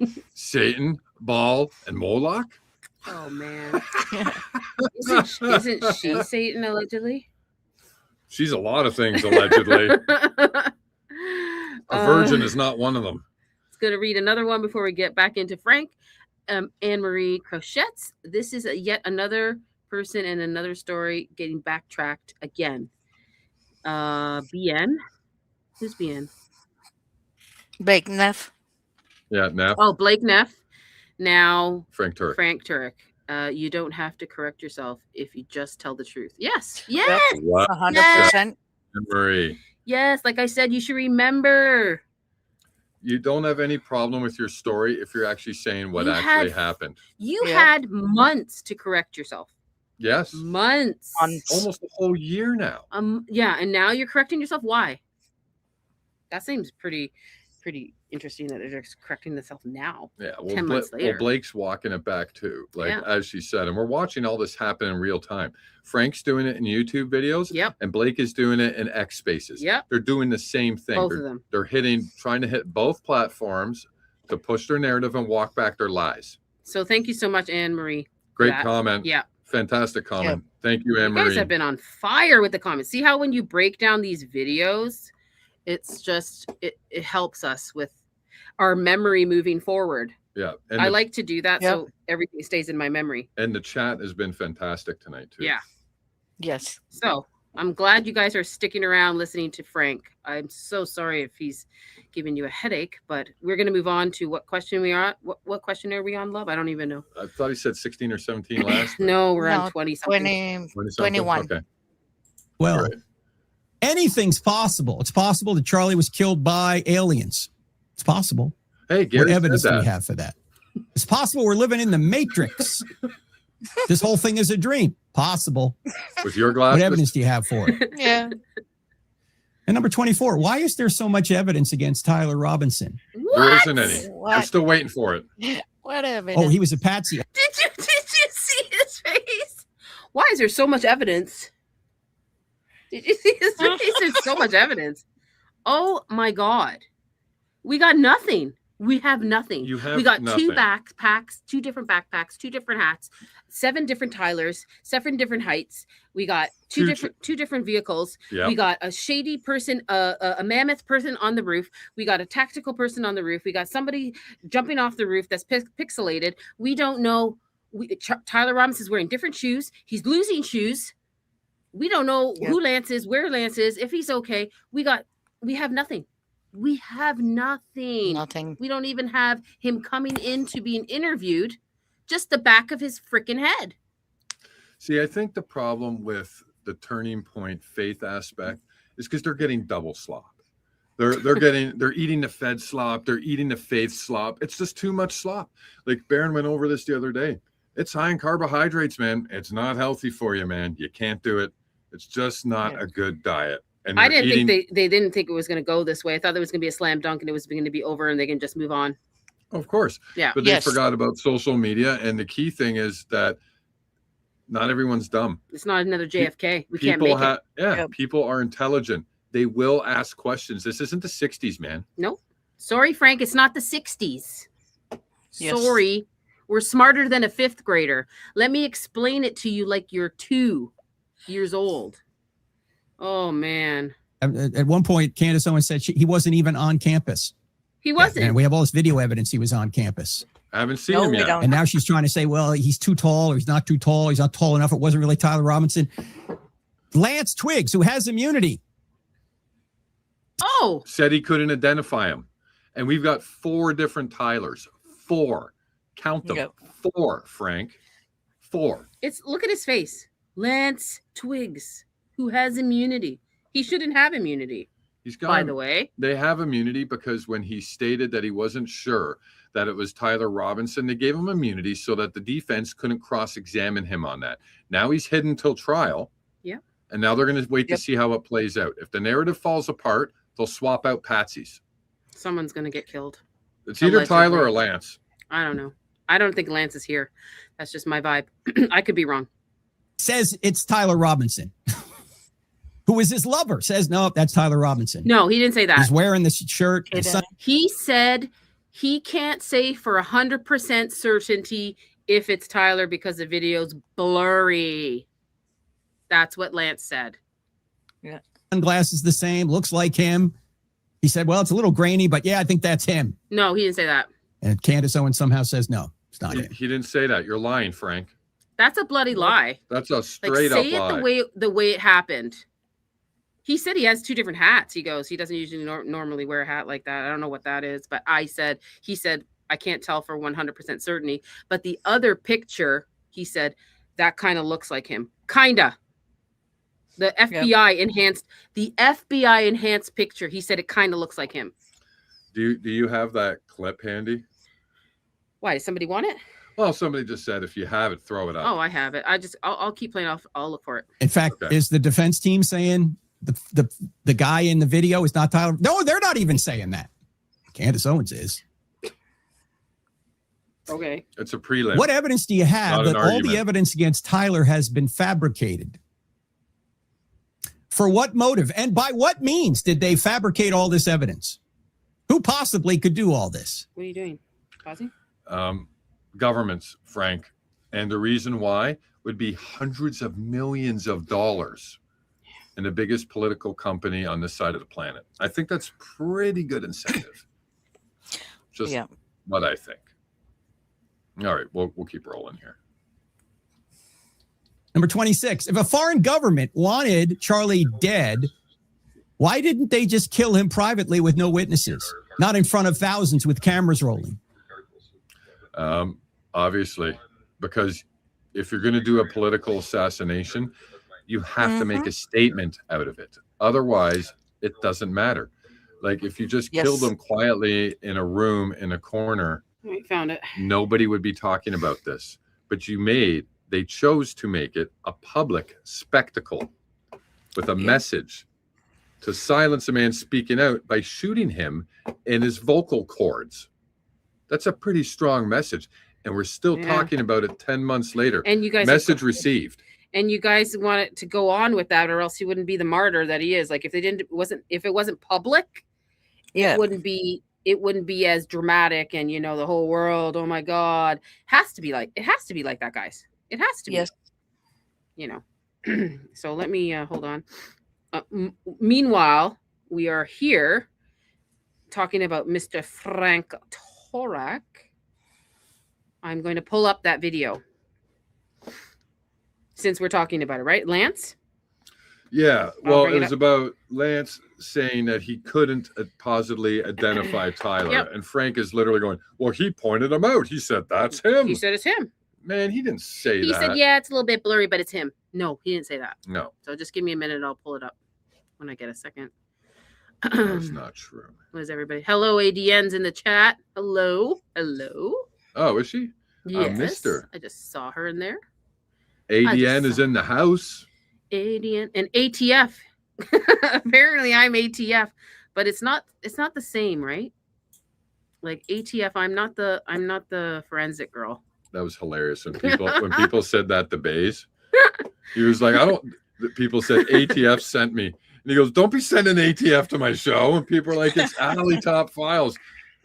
He's like, oh, I okay, was dying. I finished my live stream and I said, everybody invade a Real Baze's chat and say that Alley Top Files sent you. So they came in there with flamingos and put ATF sent me. And he's like, what the heck? He's like, I don't want the ATF coming to my channel. Like, get the heck out of here. Guys, I was dying. Like, and then everybody's like, no, we're Alley Top Files. He's like, oh my God, I couldn't get the reference. And in Baze's defense, he was in the middle of a show. It was a great show, Yeah. and he was talking about some important stuff. And then that comes out of like left field, right? and totally probably distracted him. Yeah. He was like, "What ATF? What the heck? What are you talking about? I'm doing a gig right now. I'm doing a show." Oh man. How much fed would a fed slopper slop if a fed slopper slop? I didn't say it right. Close. Matt said that. Matt. Who is that? Is that Matt St. Baker? Who is that? Who? I don't know. There's Matt on X. Oh, I don't know. No, because Matt's, I think, actually says Matt St. Baker. I think. How much slop can a fed slop if a fed slop? Yeah. That's Do you pretty guys good. remember that? Yep. I think we've played it on every show we've done for the last 4 or 5 shows. We're burning it into people's heads, and it's starting to go viral on X now. I've noticed a lot of people posting it. Burn, baby, burn. Yeah. Okay. It's really so, good. okay. So I'm going to bring up Lance right now because Frank Turk just spoke about him. Yeah. So Let's just give me a second. Did he talk about what he had done? Didn't go into detail. I just asked him in person if what he said was true the night before, and he said it was. I started crying a little bit and said he wishes he hadn't done it, and then kept going around and just doing stuff, I think, to keep himself busy or distracted or something. Okay. Did he talk about what he was going to do next? Oh, are we redacting that? What was he going to do next? Let's redact that because we don't want to let everybody know what happens next, where he was going next, what happened next. So let's redact that. Let's redact that part. Okay. And then eventually said that he would talk to his parents or turn himself over. Okay. And when you left, was that how you left, understanding that he was going to turn himself in or go to his parents' house? Yeah, and I didn't really want to be at our apartment while any of that was happening, regardless of what went down. Okay.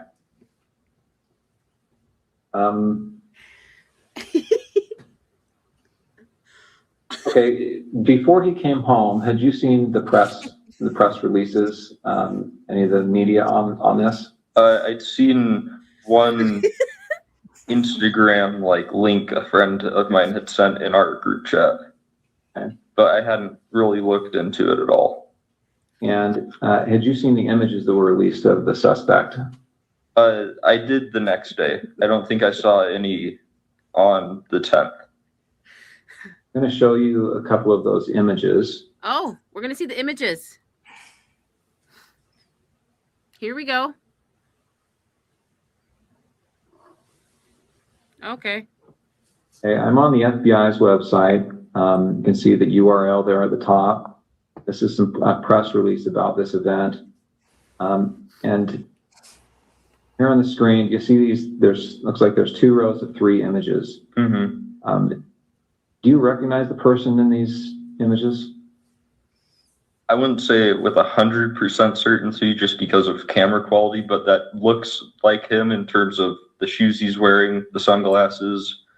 I don't think I'd specifically seen him wearing that hat, but I can't say with 100% certainty, Mm-hmm. but these are AI enhanced images, guys.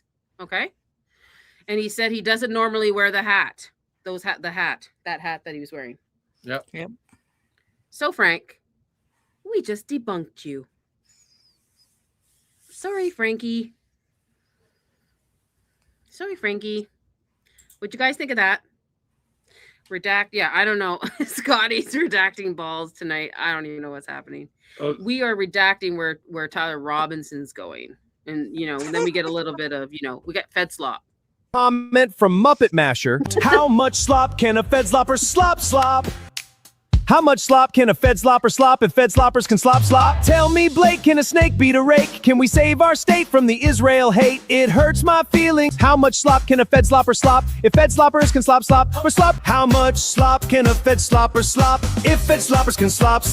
How much slop can a slopper slop if Fed sloppers can slop? OMG. I love that. Just got to add that in there. Let's move on. It's awesome. Let's move back on to Mr. Frank Turk. Hold on before we do. So during the talk of balls, oh my God, Scotty said they can redact my balls, and then he said, "No, wait." I said, "Too late, Scotty." And then I replied, "Your balls are redacted. We've given them to Frank because he doesn't have any." Oh, did you say this? It's a back and forth between me and Scotty. It's 4 gosh. comments. So I just wanted to say, Scotty, I'd like to thank you on behalf of Frank Turk being a eunuch. You gave Frank some balls. You have gifted balls to Frank. And Scotty, you have now made Frank a man.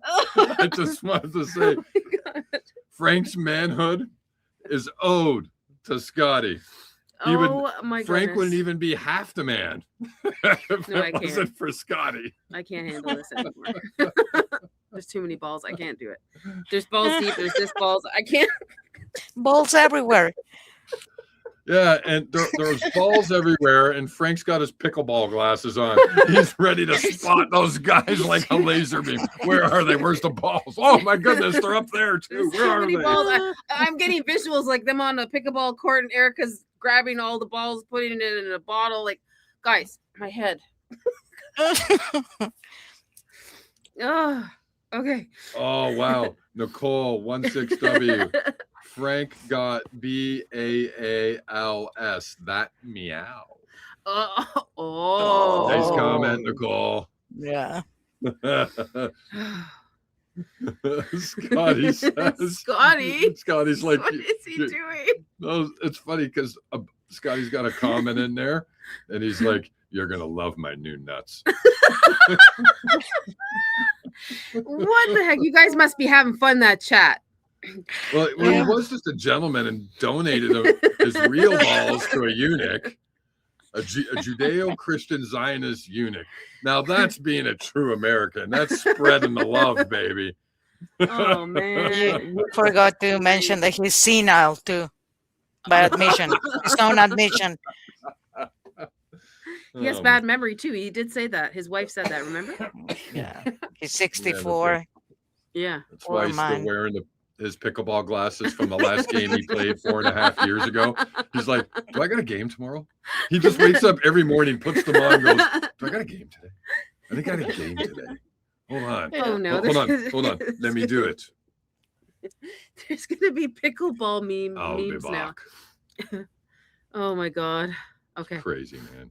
This guy's crazy. Let's go on.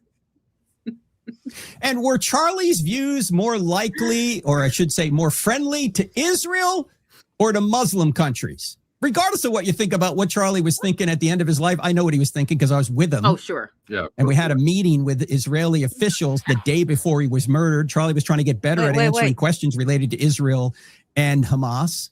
Wait. He just say that they had a meeting with Israeli officials the day before? Yep. The Didn't day they have a before he meeting died. with a rabbi and Josh Hammer? Yep. Yep. Yep. So Holy smokes. Holy smokes. Love. Does that mean Josh Hammer is literally an Israeli official? and the rabbi as well, or Holy there were smokes. more. Wow.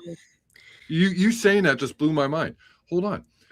He was there, present with Charlie the day before he died. Yeah. And according to Frank, which is whatever, they had a meeting with Israeli officials to discuss how to speak about Israel better. Yeah. Yeah. But hold on. We know that Hammer was there. Yep. Yes. And Rabbi Rabbi I don't somebody. remember. Yeah. What the heck, guys? I'll rewind it. Did Frank's lie just open up something else? Let me just Like, hold on a second. Like, do we know who was there with them on that meeting? I think we have an idea. I think Candace did say. Because if it's people that it's known, it's no big deal, right? But if it happens to be somebody in government or something, and he's referring to them as Israeli officials, Mm-hmm. what if it was just Josh Hammer, a rabbi, and then 2 members of Congress? Well, Josh Hammer got a plug in his book. I'm pretty sure he gets plugged in by BB too. Yeah. Let me listen again. Regardless of what you think about what Charlie was thinking at the end of his life, I know what he was thinking because I was with him. And we had a meeting with Israeli officials the day before he was murdered. Charlie was trying to get better at answering questions related to Israel and Hamas. Israeli officials. That's a very big statement. Difference. Yeah. Who were? It's very vague too. Like, who are the Israeli officials? I'm seeing some stuff in the chat. We'll play it one more time. Yeah. But somebody's saying, "Oh, I hate that guy, Shmuley, man." Yeah. Was he one of Rabbi them? Shmuley. Yes. Yeah. I hate that guy. Yeah. And Schmuck or Schmuck. Oh my God, there's so many. Nicole is saying that in the chat. Nicole I6W is saying that in the chat. Shmuley and Schmuck and Josh Hammer, and they've been saying that they had that program meeting. Yep. For helping him talk more, or how to talk to the students about Israel. Yes. He didn't say that's what they have been saying. About Israeli officials before, and I've known. Okay, Frank has said this many times. Frank has said this many times. He's talked about, I saw Charlie the day before and before that, and we talked about how to answer questions. He's never said this.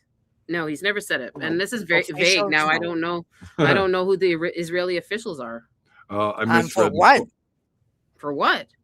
I misread Nicole's chat. She was saying schmuck as a joke, but we could call him schmuck too. Sorry, I was a little bit dim-witted there.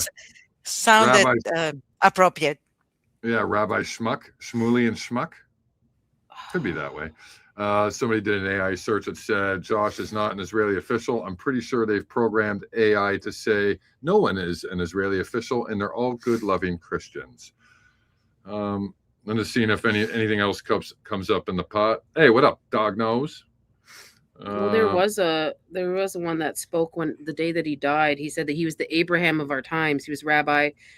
Gosh, I have to find out. Oh, I remember that. Do you remember that? He was the Abraham of our times. That guy's gross too. He talked under a tent, and he died under a tent, and he was the Abraham. And Abraham is for them is God, right? So they're kind of referring, like, Frank has referred him to Jesus. Okay, so I'm just like eyeballing the chat here. Maybe it's because, and again, this was actually Nicole who said this again. Yeah. They could have been them if they had dual citizenship, and that makes sense. Because most of the Zionists are dual citizens, right? Easy way to tell them apart. Yep. Right. I'm not going to go on that rant. I could go on a 2-hour rant about that, but yeah, like if you're a member of a high-ranking member of Congress, Senate, whatever, I don't think you should have 2 passports, but that's just me. You should commit to the country you're fighting for if you're in politics. But if they had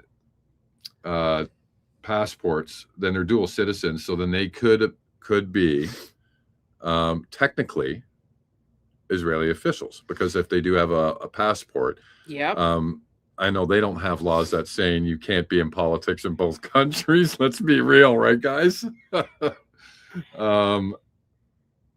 That's interesting. So does anybody know who those Israeli officials would be? Anybody? No idea. But not yet. Rabbi Shmuley was one of them, and Josh Hammer. That we know for sure. And obviously Frank was there too. Does anybody know if Josh Hammer has dual citizenship? Chat, For sure anybody? he does. For sure he does, babe. I'm just curious. I just want to confirm it though. I'm curious. Love is doing it now. I can hear her typing away. Because sorry about that. No, please. I love it. I love that sound. Yeah, me too. Are you kidding me? See, I'm wondering if he is a dual citizen, right? Because then what if he is? Right? Yeah. Then we get a pretty good idea who's squawking in Charlie's ear from the Hamptons all the way up to the day he passed away. Maybe it was BB. In person though? Babe, I don't know. Yeah, even Jigsaw's dual. That doesn't surprise me. Here, I found this guy. Here we go. That guy? Oh, that guy's gross. Charlie Kirk was the Abraham of our times. I know that people are going to say, Abraham, yes. What did Abraham do? He was one individual in a world where they were throwing their children into volcanoes. I'm going to put this up on the chat. I'm going to put this up on the thing, up on the monitor. Okay, maybe it's this rabbi. Look, this guy spoke right away. Yeah, he was one of the first people to come up and go, yes, Charlie was Abraham. He was the lover and fighter and defender of the Lion of Judah. His favorite colors were white and blue, and he bathed himself in them every day.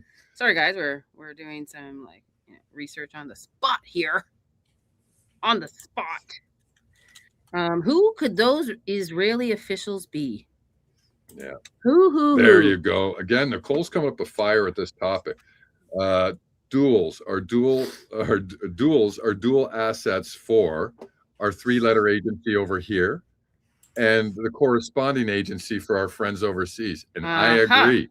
The only reason why you need that, especially if you're in politics or a high-ranking official, is because you're portraying somebody. Like, come on. Get the net. Like, if you're a regular citizen, I don't see a problem with having 2 passports. But if you go into politics and are going to be representing the country you live in, I'm sorry. I think you got to make a choice. That's my opinion. Okay, so I'll play this. This is Rabbi. Hold on. This is Rabbi. Where's this guy? Rabbi. Oh my God, I can't even say it. Shirek. I don't know. Hold on. Stop. That actually says Miss Erika Kirk. No. Shayam Menet. Shame Mentz. Shame. Or Sham. Or Shyam. Also, I'll put it in the chat before I bring it up because I maybe type it in the chat, babe. What? This name, that Rabbi name? Sham Menze. Mentz. Here we go. I'm just not sure how to pronounce the first one. I did a whole Pastor Sunday on this, but I'm bringing it up because I have it in my files. The Abraham of our time. Charlie Kirk was the Abraham of our times. I know that people are going to say, Abraham, yes. What did Abraham do? He was one individual in a world where they were throwing their children into volcanoes, and he challenged everybody, come to my tent. Let's talk. Judaism began on ideas. Judaism began on education. Can I rip this The guy whole apart? world's religions, the basic religions, all came from conversation in a tent. Charlie Kirk never got angry at anybody. Abraham never got angry at anybody. Look what Abraham built. Now look at these 3,000 people. You just killed their main guy. Do you see rioting in the streets? Do you see anybody going across America saying we're going to go, no justice, no peace? No. Yes. You know what they're all doing? Yes. They're all talking about how can we make America better? How can we become better? And that is the threat to the other side. That's not happening, man. So there's no rioting in the streets because all the rioting is happening politically. It's happening in the Senate. It's happening in Congress. The regular people that are getting screwed over are not going to jump out onto the streets and start punching each other out when they're not the ones causing the problems. So that argument doesn't even make sense to me. You're causing the problems. You're causing the problems, man. And people see that. That's why the last time. That's why they're not punching each other out in the streets rioting. They see through this crap. They know what's going on. We're getting smarter. We're getting stronger. Last time, less than. So I'm just looking at Love just sent me this about Josh Hammer's 24 hours before the assassination happened. We had a Zoom call, a friend of mine, him, a couple of his producers. It was a small call. We were literally talking, above all, about the anti-Israel questions that he expected to receive on this campus tour. We were kind of talking to him through talking points and strategy and how to deal with these expected hostile questions. And what Charlie was essentially trying to do was he was essentially... So I can't play all of it because that's we music actually in did it. speak for the last time less than 24 hours before the assassination happened. We had a Zoom call, a friend of mine, him, a couple of his producers. It was a small call. We were literally talking, above all, That's not a small call. That's a huge call. That's a huge That's call. a big call. So a couple of his Josh friends, Hammer. a couple of the producers. That's not a small call. Thanks, Love. Thank you, Love. That was a great find. That's Yeah. multiple people in a group conversation. Yeah. The night before Charlie passed away. And according to Frank Turk, there was Israeli officials involved in that. Maybe they were on the Zoom call. It could have been BB, babe. Well, now that I know that it was an actual Zoom meeting and not in person, because Frank didn't specify that. Yeah. And why is this rabbi talking right after Charlie passes? Why is he talking here on the news? Yeah. It could have been him too. He could have been on the call. I don't know. But Israeli officials is plural, so that's many, not just one, not just two. You want to know what that could easily have been BB. Yeah. Like if he's taking, calls in the Hamptons, then why wouldn't he? That might have even been the last chance, That was his last chance. All right. Meeting with Israeli officials the day before he was murdered. Charlie was trying to get better at answering questions related to Israel and Hamas. Why? But some people are... It doesn't sit with me right that he had a meeting the day before he died. The day before he died, he's talking to Israeli officials, guys. This is not sitting with me right. Yeah, I agree. And let's rewind it again so that they can hear that part, because it was right at the very beginning. So just go back like 10, 20 seconds. Yeah, right here. And we're going to play that better again, at answering questions related to Israel and Hamas. But some people are trying to say, oh, he's turning on Israel. No, you missed it, babe. Let's say for the sake of argument that he wasn't as friendly to Israel as he once was. Oh. Yeah. I apologize. Yeah. Say more friendly to Israel or the Muslim countries. There we go. Regardless of what you think about what Charlie was thinking at the end of his life, I know what he was thinking because I was with him. And we had a meeting with Israeli officials the day before he was murdered. Charlie was trying to get better at answering questions related to Israel and Hamas. But some people are trying to say, oh, he's turning on Israel. Let's say for the sake of... He was leaving the pro-Israel cause. It's written in Charlie Kirk's own words. I got a name here. Okay. Love, do you want to see if you can find this rabbi? Where is it? Who said it? Death Queef. Where's Death Queef? This right one? There. Okay, so that's the name. I put it up on the screen. Hold on. But somebody said... Oh, well, Williki. Yes, he's right. Yes. And Candace IQ said she found that name in the New York Post. Good researching, guys, in the chat. Really appreciate it. Our chat's the best. Our chat is the best. So many researchers in here. Death Queef is on fire tonight, all pumped and jacked up. Remember, Frank, we just make stuff up in line. Don't fact check anything, Oh bro. man. Frick, he stumbled a lot tonight on his words, eh? Rabbi Williki? How do you say that? You got me. I think Williki? the P might be silent. I think the P is. Williki. I think the P, I think the P is silent. Oh, Rabbi Pesach. Pesach. Rabbi Isash. I think the P is silent. Rabbi Williki. I found a I'm sorry video if I for said you. it wrong. I really apologize. I apologize for my mispronunciation of the name because I don't know how to say it. Stacy Noble, a friend of his producers, equals Ben Shapiro and his producers, The Daily Wire. Yes. Yep. Yes. Yes. Yeah. Yes. I could totally see that, Stacy. Yes. And yes. Thank you very much for that super chat. Yep. It's very generous of you. And Yes. yeah, Christ is especially king. with what. Yeah, Christ is king. Christ is king. Especially the Ben Shapiro leaking that security was talking with Charlie's security. What a clown that guy is for. Well, we know that Ben what was his security. He was talking to the people in the car. Yeah, so that's why like a and comment. Seth Dillon. Yeah, and that's why a comment like this now holds a lot more weight when you bring Ben into this, right? Just because of what came out of his own mouth. Why don't we look up who would be the top Israeli official? Why don't we look up who would be the top Israeli officials regarding Charlie? Maybe something will come up. I don't know. Maybe. I'm just putting it out there. Thank you, Stacy Noble. All right. It's worth a shot. Williki is a guest on War Room every now and then. Oh, really? I send you a video. Minute 6:38. Is that the Williki? Yes. Did you say minute 6:38? Hold on. Yes. Hold, please. Dang. Comment from Ryan Burton, 1456. What up, Ryan? He's saying he's hearing rumors that Christianity is being made illegal in Israel. Well, just rumors for now. Love, but what timestamp? Sorry, 6:38. Okay.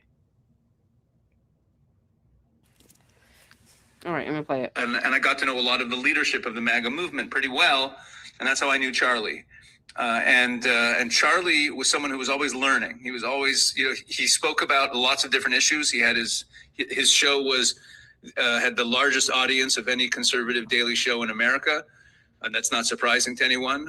And he wanted to be educated on the issue. So he had subject matter experts that he would consult with on every issue that he talked about. And when it came to Israel, he wanted to have someone in Israel who understood where he's coming from politically, who he could trust, who knew people that he could trust. And the truth is that, we knew each other somewhat. And then at some point he reached out to me and on WhatsApp and invited me into a very small WhatsApp group to talk about Israel. I was the only person from Israel in that group. And that led to appearances on his show and a relationship where we would speak regularly. And it was, in terms of his views of Israel, you mentioned the conspiracy theories. Was he moving away from it? That's the Williki. That's him. Thank you, Death Queef. Thank you, Death Queef. And he just said he was in the WhatsApp chat. Oh my God! He was in the chat. And hold on, that was one other lady too. It was two. It was Death Queef and another lady that had that. Who is speaking is what Death Queef said. His name is P.E.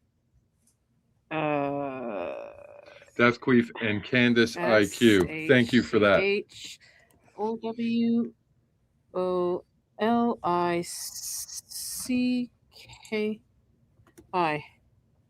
Okay. So the person that was speaking is Rabbi Call him Williki or what? Williki. Yeah, don't bother with the first name. Okay. So he just confirmed it. He was talking to him the day before and he was in the WhatsApp chat. All right. Check mark. Check mark. Thank you so much. Who was it again? Death Queef. Yep. Okay. We're moving on. So now we know Israeli officials. That could be one of them, right? Right, everybody? I guess he lives in Israel, doesn't he? Can we find out where he lives? I think he lives in Israel, right? Yes. Love, can you check that out? Argument that he wasn't as friendly to Israel as he once was. Was he more friendly to Israel or to Muslim countries? Clearly Israel. So you think? What motive would Israel have to kill Charlie? And if Israel did kill him, why haven't they killed prominent commentators like what motive? He changed his mind, dude. I like how they don't bring up how much money Turning Point makes and how influential it is in the United States. And the fact that Charlie and Turning Point single-handedly got Trump elected.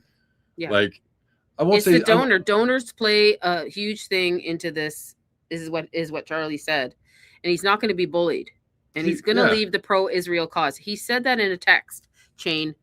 And now he's going to talk about Candace Owens here now. All right, so let me just rewind it a bit. If Israel did kill him, why haven't they killed prominent commentators like Candace and Tucker Carlson, who are very hostile to Israel? They're not accepting any donor money. And neither one of those people has a political company that's an asset to the United States government that brings in hundreds of millions of dollars a year. Like when you compare, so when you compare Candace, Charlie, and Tucker, I hate to say this, but Candace and Tucker were small fries. Yeah. Small fries. Charlie was the big dog walking. Yep. So why are you going to go kill why are you going to kill a poodle when you're still going to have to deal with the Rottweiler? It makes no sense, Frank. It's because he was turning his ways. And September 2nd was the Doge. And then I don't know what date was it. Was it the 6th or 7th? He said he's leaving the pro-Israel cause. I can't remember. It was very close to that. And then bam, he's gone. And then don't forget the Josh Hammer tweet that was posted. Execution based. 9 p.m. the 9th of September.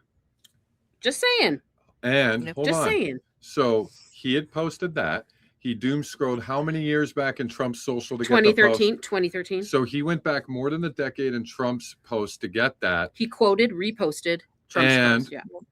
That allegedly, that post came out by Hammer after this meeting, guys. Yeah. What the heck? I guess the meeting didn't go very well if you're making a post saying execution based. Yeah. I guess it was a really Who bad says meeting. that? I guess it definitely wasn't in Charlie's favor, the meeting, eh? Wasn't in Charlie's favor. And he has Trump's name on it, and he's saying execution based. Like how is he not questioned? How? Like, yeah, we're questioning, Furry's texts, but we're not questioning high political people involved with Charlie that write fucking tweets saying execution's based a night before he dies. Yeah, I think we I think we need to check out all these Zionist eyebrow guys. Hammer, Shapiro, all these guys with these bushy eyebrows that look like caterpillars. They're all freaking involved. I don't know if they're using the eyebrows to cover up their guilt.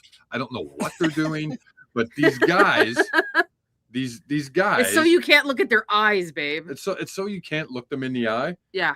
All they do is squint a little bit. Now you can't see an eyeball anymore. Well, you're focused on their eyebrows and not their eyes. Well, and the true. eyes are the truth to the soul.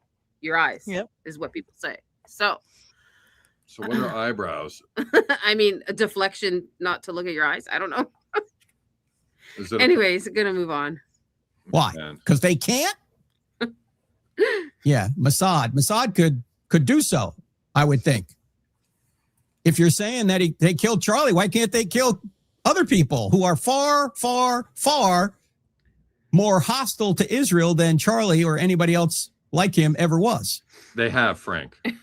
They've done 29. What does it take to hold a successful conspiracy together? I already mentioned that one. That's a repeat. Okay. You probably don't know.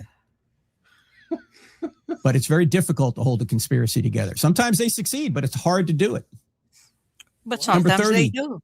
If Tyler is innocent, why did he turn himself in? And why did his parents urge him to turn himself in? And why aren't they screaming right now if he's innocent? You've got the wrong guy. Parents aren't saying that. He's not saying that. Defense isn't even saying that. Because Number 31. Why did he confess in 3 different ways? By text, by no. What'd you say, love? That they're not at that stage yet. No. So we're almost done. We're at question, I think he said 31. 31. Right? Yes. Yes, I have the script up. 31. 31. Hold on, just one quick thing. You're just talking about the eyebrows, right? Where is it? Eyebrows. Tammy Hill 954. These guys have eyebrows like maroon shirts. Oh. That's a banger of a comment. I had to mention that. Yeah. Tammy, well said, girl. Yeah. Who's it? Tammy who? Tammy Hill 954. Eyebrows are like maroon shirts. I can't see it. Yeah. I see this Tammy here. This one? No, that's Tamara. That's Tamara. It's Tammy Hill. I read it out and I read her name. Thank you. If you can't find Tammy. it. Thank you, Tammy. Thank you, Tammy. Thank you, Tammy. Well said, Tammy. Thank you very much. Yes, and I just want to bring this up. I just want to show this to you because I have it in my files. Old tweet from Trump, and my memory serves me correct. I was just looking it up. 2013, Donald Trump should be public execution for all to see. You will end this bullshit fast. He retweeted it September 9th.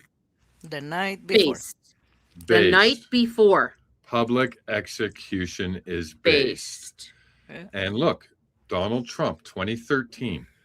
Hammer either saved that from 2013 or he doom scrolled over 10 years on Trump's stuff to get that after they had that meeting. I mean, this should be talked about. Charlie was dead. This should be talked about. I posted this a long time ago, but we should be talking about this. Why aren't we, bringing this into court? Like, what's this? Why are you were the one with him the night before. Why did you post this? Let me see if I can see the date. Why wasn't he dragged into a room and interrogated? Like, put a burlap sack over his head and ask him some really tough questions. Yeah. Like, come on, man. Like, you don't tell me this is ridiculous. You don't tell me this is actually disgusting. Yeah. So they have this. Thanks for bringing this up, Frank, because we actually wouldn't have talked about this unless you tried to bring it up. So thank you, Frank. Seems like you always open cans of worms. So you wanted to talk about Israeli officials. Israeli officials having a talk with Charlie the night before he passed. Well, let's talk about it. Let's just talk about it, Frank. Thank you so much. Like, you are already extra smart with Scotty's balls. I can see an intelligence increase since you got that donation from Scotty. Oh my God. Pickleball balls. So this happened, guys. Should be public execution for all to see. You will end this bull ass fast. Based. Wow. Well, thanks for letting us know that, Frank. Josh, thank you, sir. It was at, I'm looking at the time that he posted it. I'm looking for times because this doesn't say the time. It says September 9th. There it is right there. What's that? Right there. Is that no. Is that his repost? That's yes. His repost. Oh, here it is. Here it is. It is 6:05 p.m. 6:05 p.m. So before the meeting, the Zoom meeting. Yes. Before the Zoom meeting. Yeah. Holy smokes. So I thought it was after, but I thought it was after too. But because of that time being 6, and if I remember correctly, I think they said they didn't finish the meeting until 9 p.m. Yeah. Was it? Yeah. Okay. So that means he posted this before the meeting. Charlie is always on social media. Always. He always was. Something happened in the chat. Well, well, obviously, because he got killed the next day. Yeah. But what I'm saying is this. Was this post getting posted before the meeting a warning to Charlie? I don't. It happened before the meeting, the day before he died. You telling me that Charlie didn't see this? And this is probably why he said, I'm going to get killed? Well, I'm saying there's no way in hell Charlie didn't see this. He had to have seen it. It's one of his friends. Charlie lives on social media. And this happened. And his wife let him go? Of course she did. She wanted the company. Jeez. Remember, I'm showing you this. Remember, money, power, and sex. 3 main reasons. 3 main reasons. So it was at 3:14. No, sorry, 6 around 6 o'clock at night that this was posted. Yeah, 6:05 it said. And what time zone is he in? Where does Josh Hammer live? Is it New York? Is it New York? No idea. I have to look it up. Okay, somebody can look that up. I'm going to continue on. So that's important news, everybody. Oops, did I forget her on stage? What happened here? Sorry. So sorry, I pulled up the wrong one.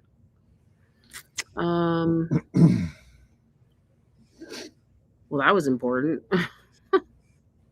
Thanks, Frank. Keep talking. Josh Hammer. I don't like that guy. That guy makes me want to puke.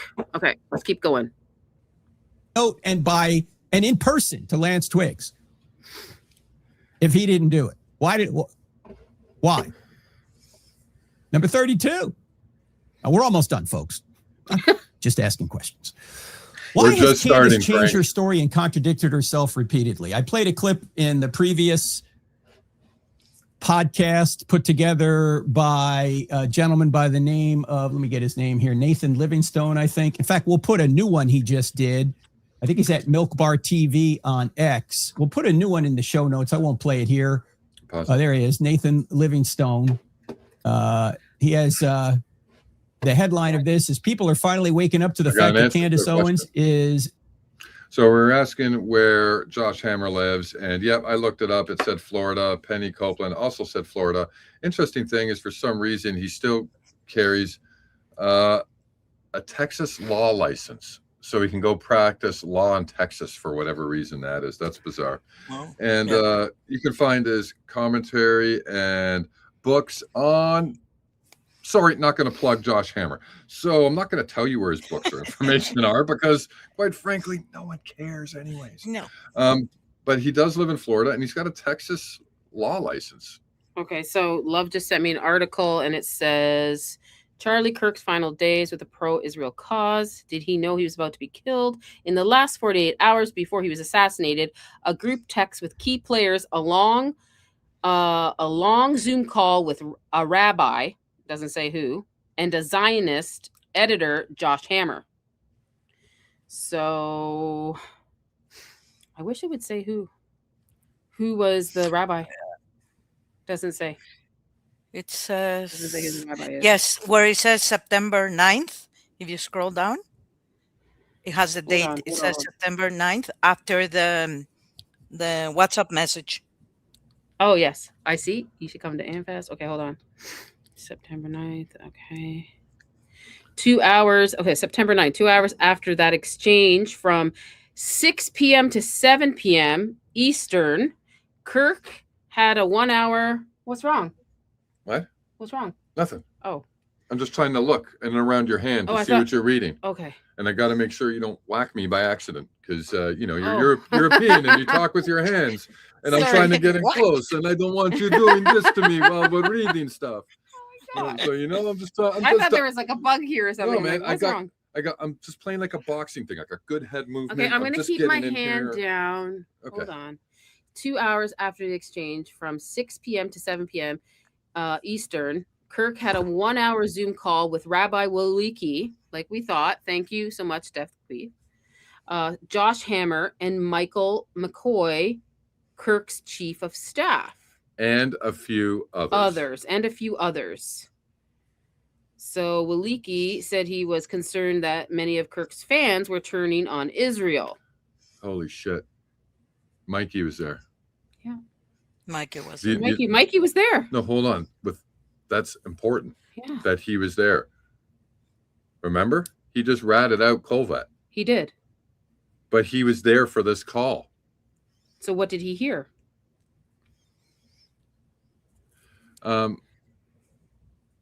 Candace, I know you're not watching, but you need to talk to Mikey. And somebody let Candace know to talk to Mikey about the Zoom call that happened the day before Charlie died.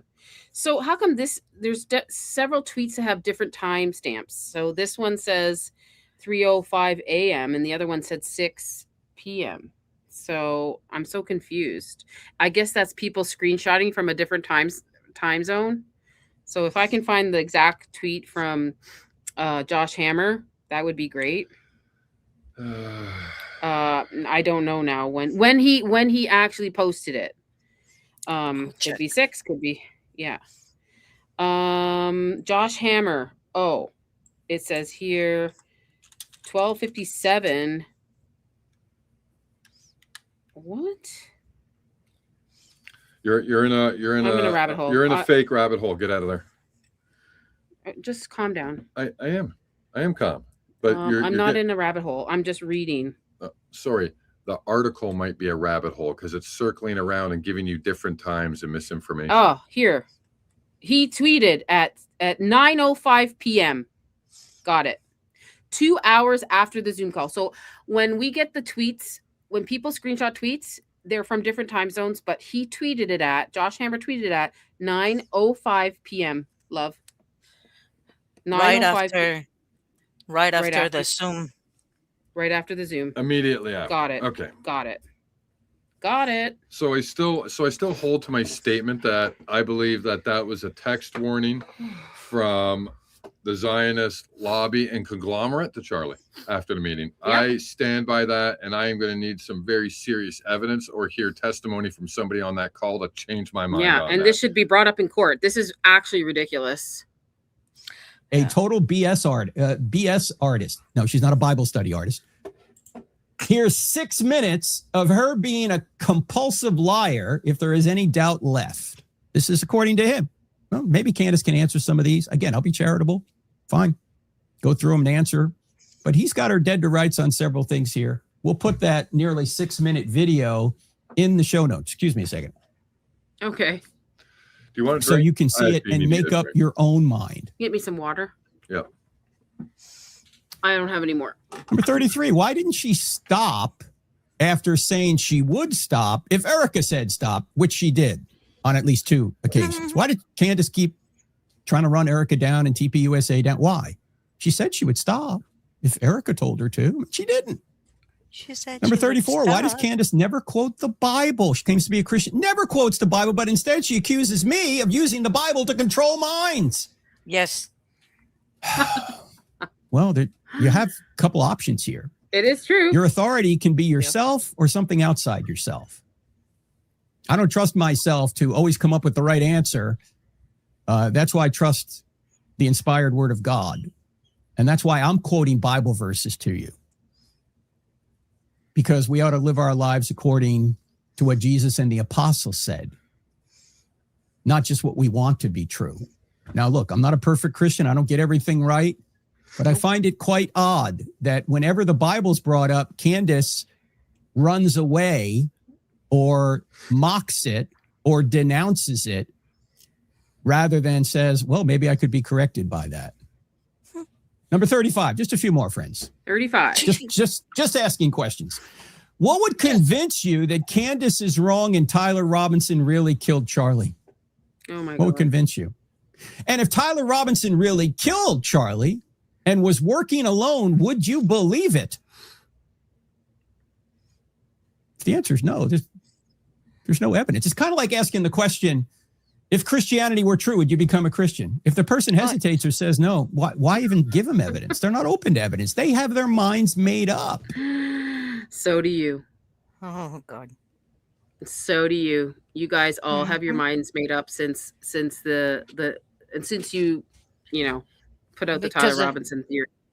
They have their marching orders. Yeah. Even to make videos. The marching orders were already going like right after that Tucker, that July 11th Tucker Go Max video. Okay. Yes.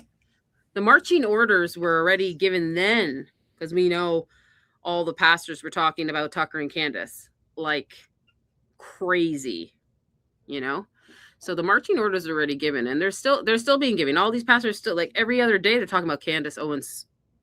Why? Because she's on fire right now with information. Fire. Thank you, baby. Yeah. So let's move on. Let's continue. They're not open, and if we're going to achieve justice, don't we have to be open to what really happened? Oh, you're not open. You're not open to anything that Candace has to say. She's invited you to come on her show to talk to you. Yeah. You're not Several open. times. Nope. Several times. Absolutely. The only thing he's ever accepted was Scotty's balls.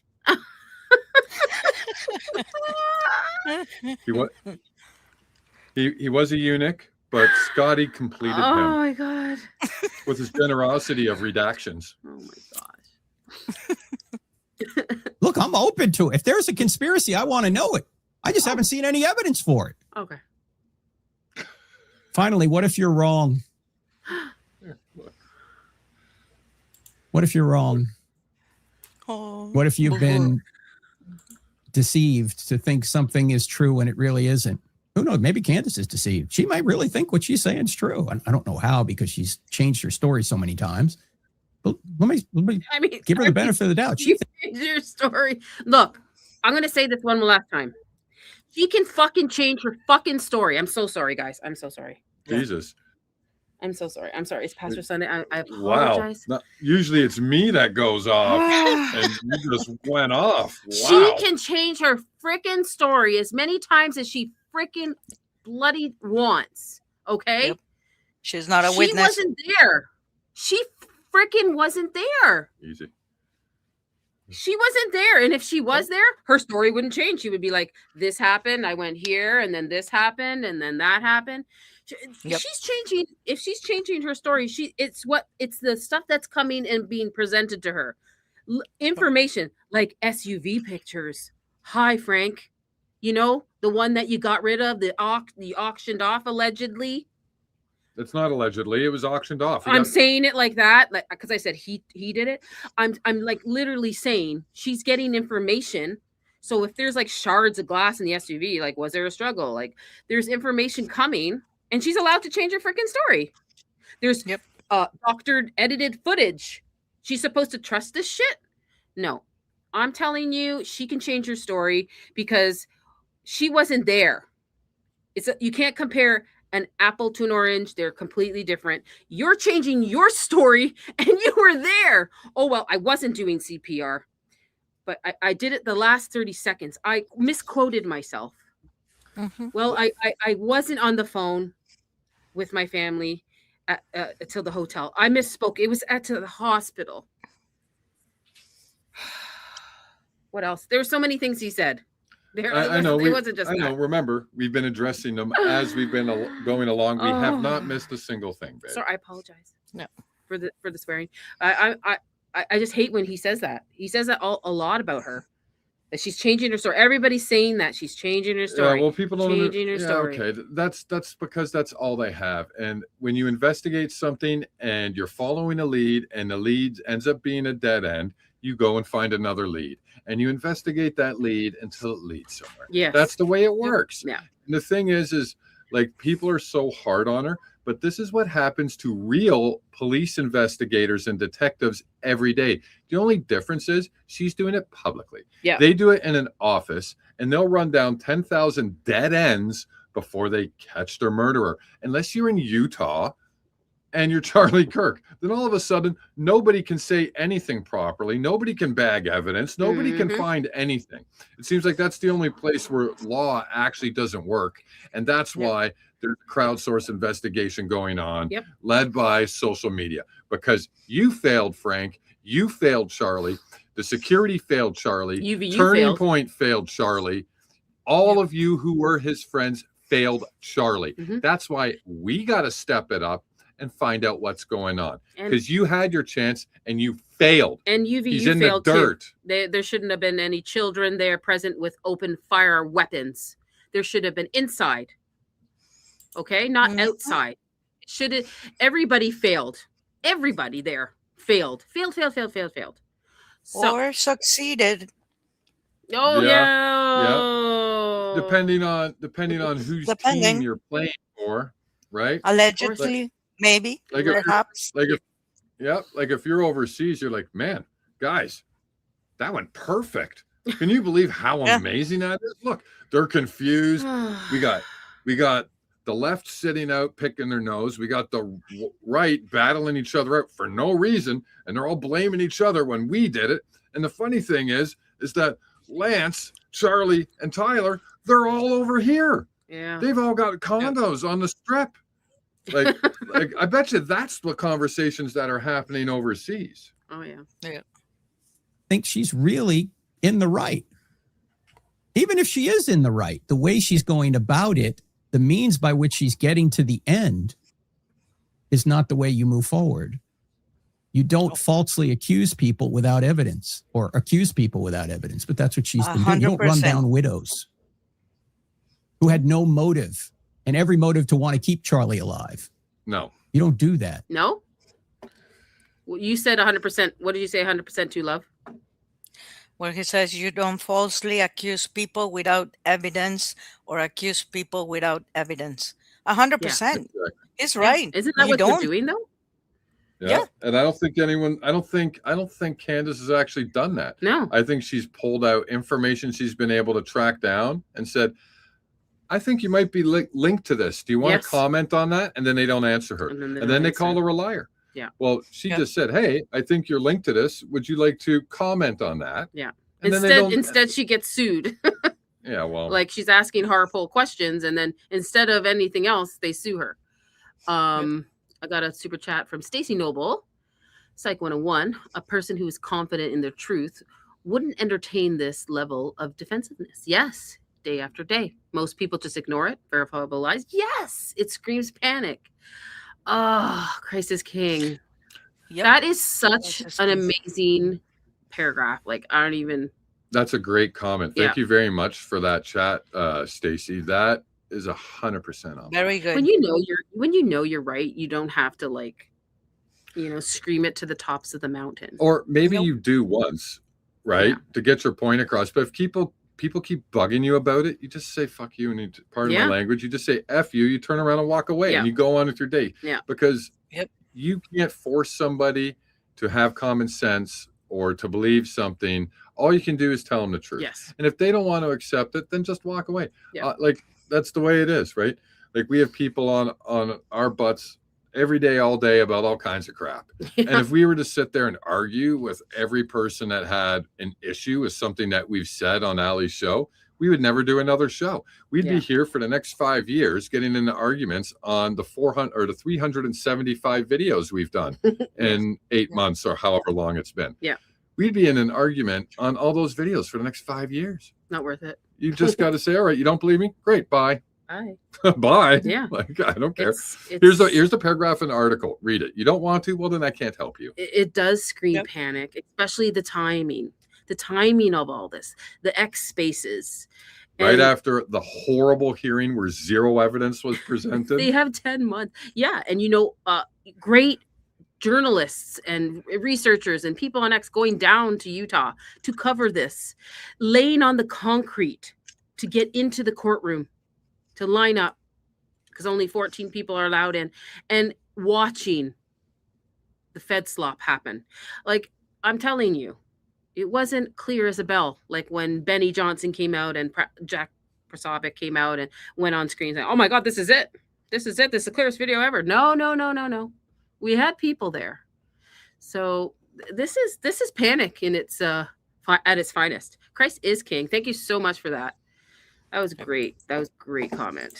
Now we are almost done, guys. We just have how many questions were there? That was it. I think this is it.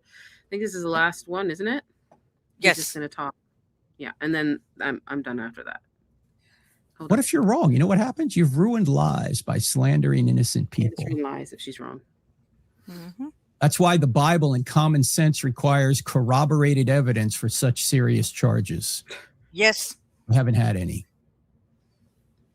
We've had a lot of speculation, very little or no evidence. I thought we had a mountain of evidence. everything's been tampered with. So we can't really, like, we can't get the road mic. I don't know where it is. We can't get the SUV. It's auctioned. I mean, these are we Can't test the grounds. can't test the grass. It's been taken. removed. It's removed. Like, Even the this grass. is part of evidence. And when I asked Blake Neffa that on a space, I actually had an opportunity to ask him a question. I go, "Where's the SUV?" And he went, he went like that first. "You mean the one that Charlie was in?" I'm like, "Yeah, that's the one I'm referring to." And he goes, "I don't know." I go, "Well, it was auctioned, wasn't it?" He goes, "Well, that's what I heard." Well, how come he doesn't know? Doesn't he fucking work there? What is going on here? I'm pretty sure there's talk in the office, you know. Like, come on, you don't know where the SUV is. Well, even Yes, okay. you do. So say you believe that, right? This is the part of the when you had it. Yeah, just breathe, Dave. I know you get worked up, but the good part of that question is, okay, so say he's an idiot. Well, we know he's an idiot, so maybe he doesn't know, but he also got asked, "Who is in your SUV?" He didn't even know that. Who was driving Charlie? Ali asked him that. He didn't even know that. He didn't even know who was driving his boss's car, according to him. Some security guy, He I don't didn't- really know. He goes, "Some security guy, and I don't really know." Yeah, how do He you not doesn't know even who's know. driving your boss? And then I had Jordan Henshaw come in there and interrupt me and say, "He doesn't need to know that. He's not part of the security team." Don't worry about that. He was too busy trying to brown nose the And right. I'm like, seriously? Yeah. I think that you should know. And why is Blake Neff there? Like, what? He doesn't go to prove me wrong events. Who says he was even there? We don't even know if he was there. Blake Neff? Yeah, Yes, he was. leading up to the event, we don't know where he was. He came. What do you mean he was there? He was seen there. No, leading up to the event. Oh, I don't know. That's my whole point. Like that. Like we were just talking about the arrival, right? We have no idea where he was. Well, apparently he said he changed it from Orem to Salt Lake City. Now he's and he doesn't know what hotel he was in. These guys, for not knowing nothing, they sure make a lot of videos about it. Here, I just want to state something. So I used to do a lot of work in film and TV, right? And I did 5 years as a broadcast engineer. So I went around with these massive mobile trucks, and they pull up to events and do sports and all that. Some of you guys might have seen them if you've been to a big event. So the last time I worked on one of those trucks was 3 years ago, right? Mm-hmm. I was in Montreal, and I was at a Marriott 3 years ago. I can tell you the city I was in and the hotel I stayed in. See that? 3 years ago, the last time I was doing a job for broadcast engineering, I was in Montreal. I was in a Marriott hotel. So there you go. That's okay. Let's call the hotels. Let's call all the hotels and find out. How do you not know that, Blake? Yeah, let's find out. And that's probably what he's worried about. You know, maybe cameras coming out filming him. It's probably what he's worried about. I don't want you to know what hotel I'm at. Yeah, filming him driving a Dodge Challenger. So now he's saying he was in Salt Lake City. I don't think so. I think he doesn't want anybody to know where he was. He stayed in. Anything's possible. Not everything is reasonable. Yeah. The most reasonable conclusion, and we'll discover more in the trial. We just had a pre-trial hearing. Is that Tyler Robinson, working alone, murdered Charlie Kirk because, as he said, some hatred can't be negotiated out. He was a radical leftist that had been indoctrinated to think that Charlie Kirk, who just wanted to answer. Working alone. He said working alone. They're kind of changing their story a bit, though. Questions about Christianity and about politics, somehow hated him because he didn't agree with the transgender lifestyle. Well, you don't love people by telling them what they want to hear. You love them by telling them what they need to hear. And yet Tyler Robinson called Charlie Kirk a hater when, in fact, how could you hate anybody more by murdering them in cold blood for just answering questions on campus? How could you hate anybody more? Yeah, it's sad we even have to talk like this, that people are actually running widows down. We're running widows people down. Who just witnessed a horrible murder, who were friends and employees and relatives of Charlie. Boo-hoo. That somehow those people need to defend themselves when they had nothing to do with this. Yet to be seen, sir. He got too big. The donor money came in. It was being laundered, allegedly laundered around. Why Refi came in, new company. Now it's what, by the way, now it's Why Refi Studios. That's what it's called now. The Charlie Kirk show is Why Refi Studios. Everything is owned by Salem Media. Don't forget. Huge money making business. And we are filtering what allegedly, this is my opinion. Where's the money going? Is it allegedly going into Why Refi, and Why Refi is giving it to Turning Point? I don't know. Money's going missing. And maybe he was trying to figure out where the money was going. And that's why the Doge audit was happening. I did a whole thing on the Why Refi, by the way, because they had a lawsuit and stuff. Misuse of influencers, overpaying people to promote Why Refi student loans. So all this is connected, guys. It's a very huge, dark, complicated thing. Like there's so many things. It's like a net, you know? I always go like this. It's like everything is connected. Victor Marx is connected. The pastors are connected. The donors are hugely connected. This is a very I think he wasn't put in a spot, and he was he was probably scared. I can't imagine leading up to this. What the heck? Maybe he found something. I don't know. Yep. I don't know. Something happened. If we ran investigations like we should and assumed that people were innocent until proven guilty. Oh. Mm-hmm. Okay. We wouldn't be here where we are today. Okay. Yeah. So we'll see what happens in the trial. We'll see if there's anybody else involved in this. Doesn't appear to be at this point, but you never know. Oh, you never know? You could be never somebody know. else involved in the trial. Did you hear what he just said? You Yeah. never know. There could be somebody else involved in the trial. Like who? Is it going to be Lance? Is that what you guys are doing? Are you guys putting Lance in the picture now? Yeah. Thank you so much for some 150Y. I am late. Did you see Mitch CK ex-cameraman for years on Black Line Brief? He spilled a lot of tea. Yes, I did watch him on. Was he on Stu Peters too? He's been making the rounds on a lot of podcasts and Spaces, social media and Spaces, yeah. He's all over the place. You can catch him pretty much at your favorite podcaster. Yeah. He's been going around. We did not catch Black Lines because we've been live here tonight. Yeah. He's been going around and spilling a lot of stuff. Who found him first? I forgot. I think Charlie's Angels did, because he was on Spaces, and she was showing me a little bit on my show, but I didn't really understand. I knew he was a cameraman, but he wasn't really talking out back then. Now he's been holding some spaces and he's been speaking out. So from those spaces, he probably got, some spots on some YouTube. He didn't want to talk before, but maybe because he came out and talked on Spaces, he felt a little bit more comfortable, because he was just on the Stu Peters show. So good for him speaking out. Very, very, very interesting. I haven't watched the whole thing on the Stu Peters. I only saw a clip. And thank you for that. Thank you very much for that, and greatly appreciate that. And Corpologist. It just became a YouTube member? Thank you so much. Thank you. Thank you. Welcome. I think I've seen him here before. Welcome. We got lots of stuff in the members section, and we are going to start putting a lot of our videos in there, some of our older ones, and we are always going to keep trying to make new content. So be lots there. I told that story about the last time I was doing broadcast engineering, and yeah, guys. So I was, what's the name of the street? Yep. So I was on René Lévesque and Stanley. I was at Le Center Sheraton. The Sheraton Center right downtown is where I always stayed when I was there. Wow.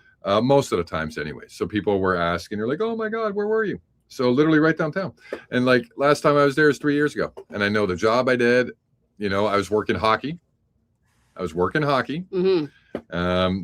And yeah, I was a junior broadcast engineer working hockey 3 years ago in Montreal at the Bell Center, and I stayed in the Sheridan Center. There you go. That's how you remember where you were, Blake. Renee said I missed her message. Where? Who? Renee. What message? I don't know. I'm looking. Oh, right here. Yeah, you did that. I did? Right there. Oh my goodness. I'm so sorry. Why isn't it coming up? Where?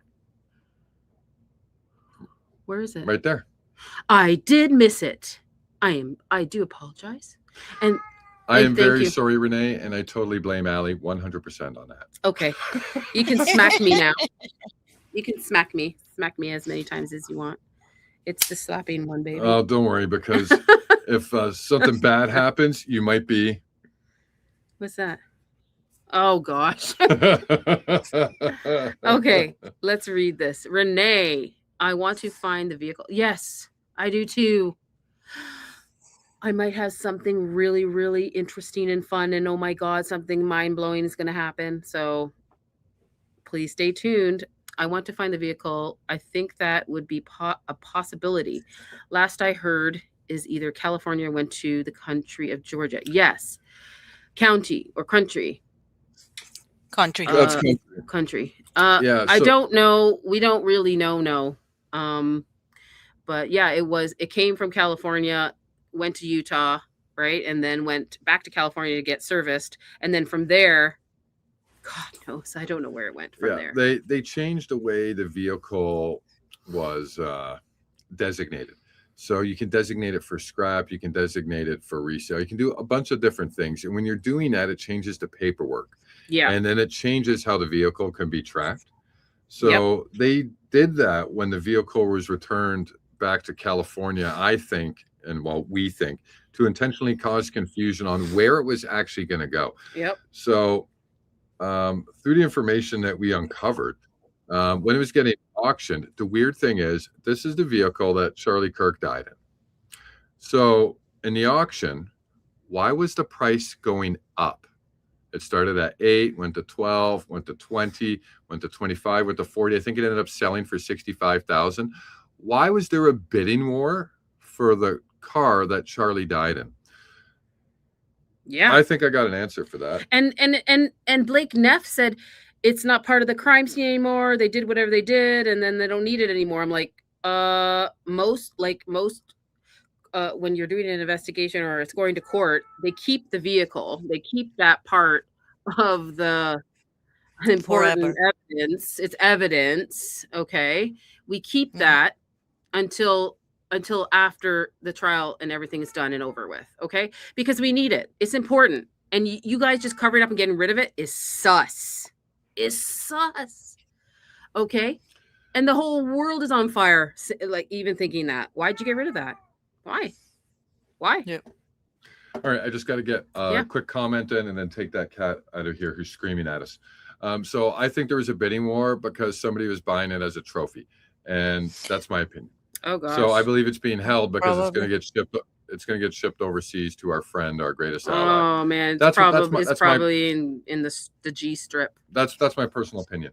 Anyways, there's like, okay, quiet down, you. I've heard you.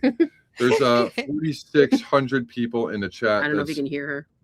There's 4,600 people in the chat that's saying it's being held in Cali right now.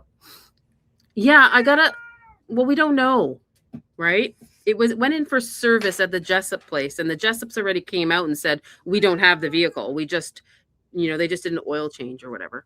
So, and by the way, I had Mike V on my show, the one that had if it wasn't for him that came on my show, we wouldn't have the plate or number or anything. So go watch my SUV videos. I did one with me and Teresa and Mike V because he released the pictures that Candace did a emergency live on, but Candace didn't show the plate number.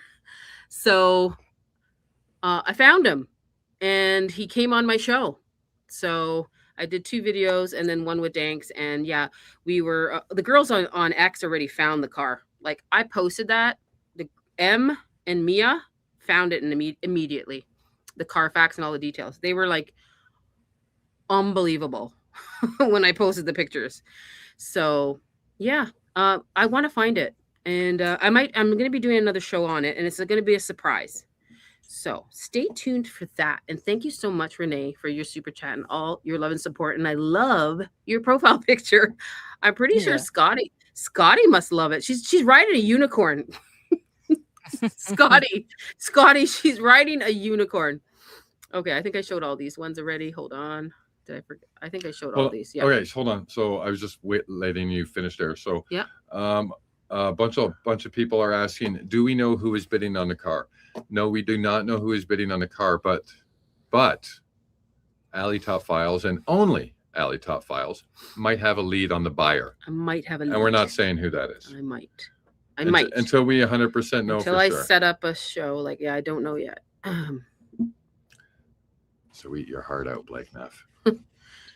Oh, get crunked and listen. I changed my profile pic for you guys. Oh my God, is that all like gnomes? I can't even see it. Hold on. Yeah, there's gnomes. I gotta go to my phone. I gotta look at that. Guys, we're almost done. I think we're practically done.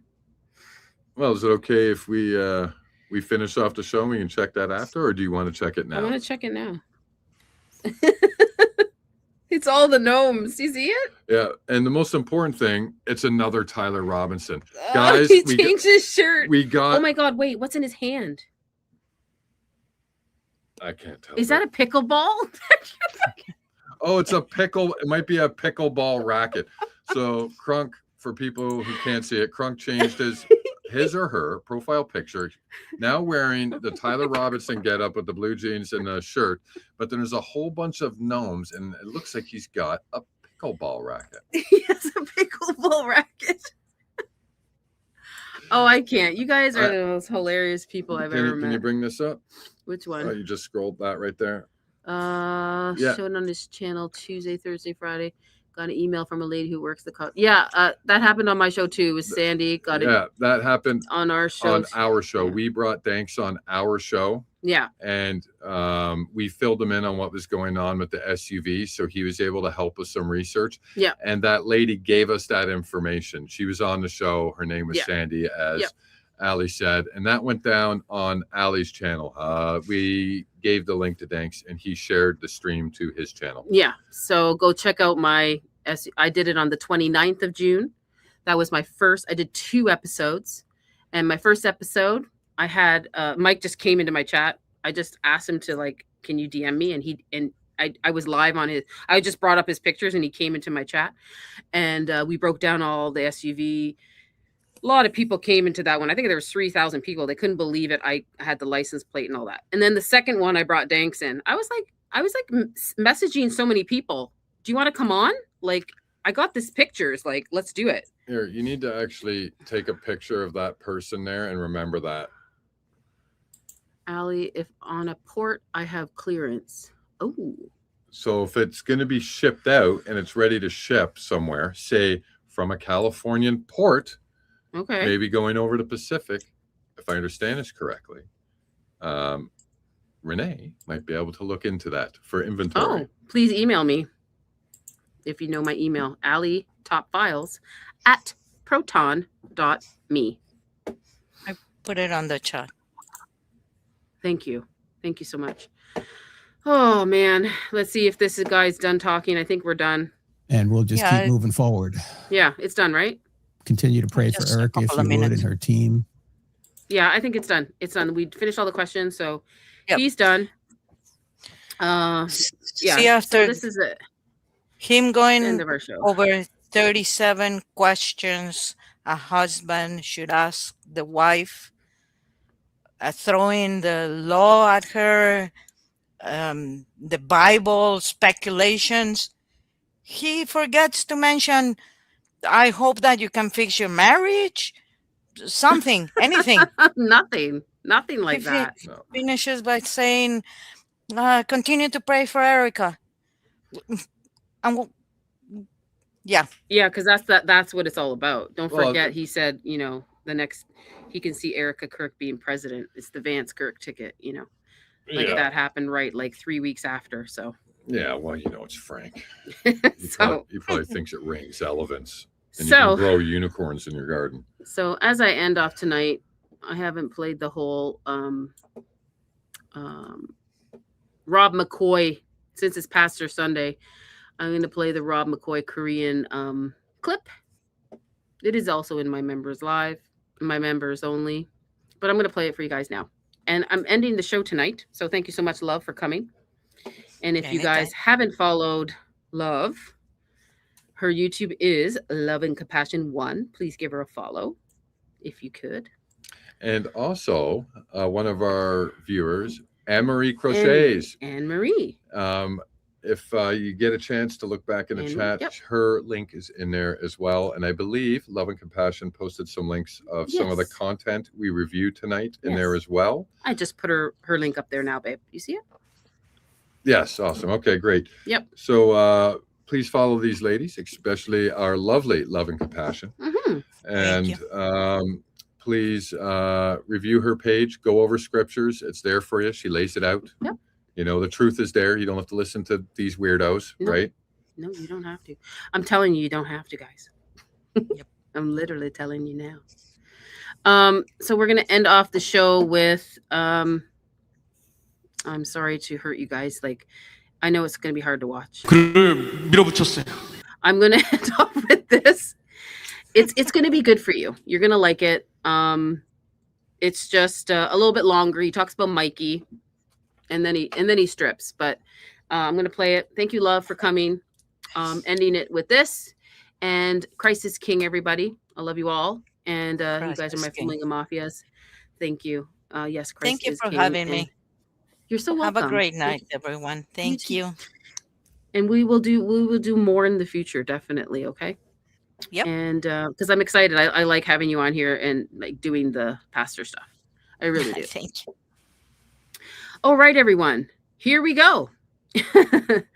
And here, how do we say it, babe? And here we go. Yeah.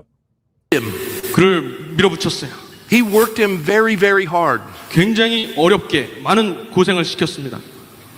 There would be times that my son would be in a parking lot for 5 hours while Charlie was in with the president working on the cabinet for the United States. 찰리가 내각에서 대통령을 만나고 있을 때 제 아들은 주차장에서 5시간 정도 계속 기다려야 됐습니다. He would call me and say, "Dad, I just don't feel like I'm doing anything." I said, "You're serving a very important man." 저한테 전화가 와서 아들이 전화 와서 도대체 내가 지금 뭐 하고 있는지 모르겠어요. 내가 과연 이 나라를 잘 섬기고 있는지 모르겠습니다라고 전화가 왔어요. 제가 그렇게 말했습니다. 너가 지금 위대한 종을 섬기고 있다.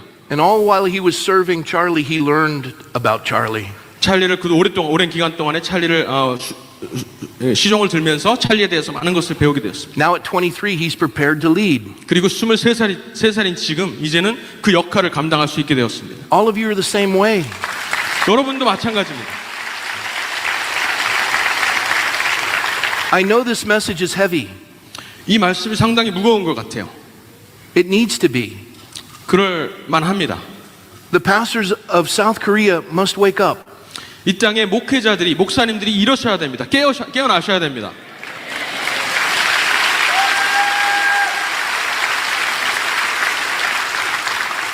The Christians of South Korea must awaken. 이 땅의 기독교인들이 깨어나야 됩니다. These young people deserve a future, and we must fight for that. 이 많은 청소년들이 더 나은 미래를 받을 자격이 있습니다. 우리가 그것을 위해서 싸워야 됩니다. For all the liberal press, don't misrepresent my words. You know you're a liar. 여기에 계신 언론사 여러분, 거짓말하지 마십시오. 제 말을 왜곡하지 마십시오. When I say you need to fight for this, I don't fight like the left does. I don't use weapons. 여기에서 싸워야 된다고 하는 말은 My friend Charlie Kirk 싸우는 게 아닙니다. use nothing more than words. 말을 통해서 싸우는 것입니다. 무기를 사용하는 것이 아닙니다. And the press in this country called him an extremist. You gave him every label. 그런데 이 땅의 언론들이 어떻게 말하나요? 극우라고, 급진적인 사람이라고 말을 합니다. And it wasn't the young man that pulled the trigger. It was all of you who loaded the gun by your lies. 그 찰리 커크를 죽였던 그 암살자가 총을 쐈을지는 몰라도 그 총알을 넣은 사람들은 바로 언론인 여러분입니다. And you know their lies because you changed the way you report now about Charlie Kirk. You don't use those adjectives. 지금은 더 이상 찰리 커크한테 극우라는 말을 쓰지는 않더라고요. 거짓말이었다는 것을 증명하는 것이죠. We fight with words. 우리는 말로 싸우는 것입니다. We fight with truth. 우리는 진리로 싸우는 것입니다. We love our enemy. 우리는 원수들을 사랑합니다. Charlie would bring them to the front and he would let them speak first. He was civil. 찰리는 굉장히 시민적으로 대했어요. 모든 적대하는 사람들을 앞으로 초대해서 먼저 말을 하겠습니다. He stood for the freedom of speech. 언론의 자유, 표현의 자유를 위해서 싸웠습니다. And the press called it hate speech. 그런데 그것을 언론은 혐오 발언이라고 말을 했어요. It wasn't hate speech. They just hated his speech. 혐오 발언이 아니라 그냥 그의 말을 혐오했던 것뿐이에요. And when they couldn't contend with him, they killed him. 그런데 그것을 더 이상 견디지 못하자 그를 죽여버렸습니다. And he's a modern day martyr. 그는 오늘날 순교자입니다. And I ask you as I close. 이제 말씀 마치면서 말을 할게요.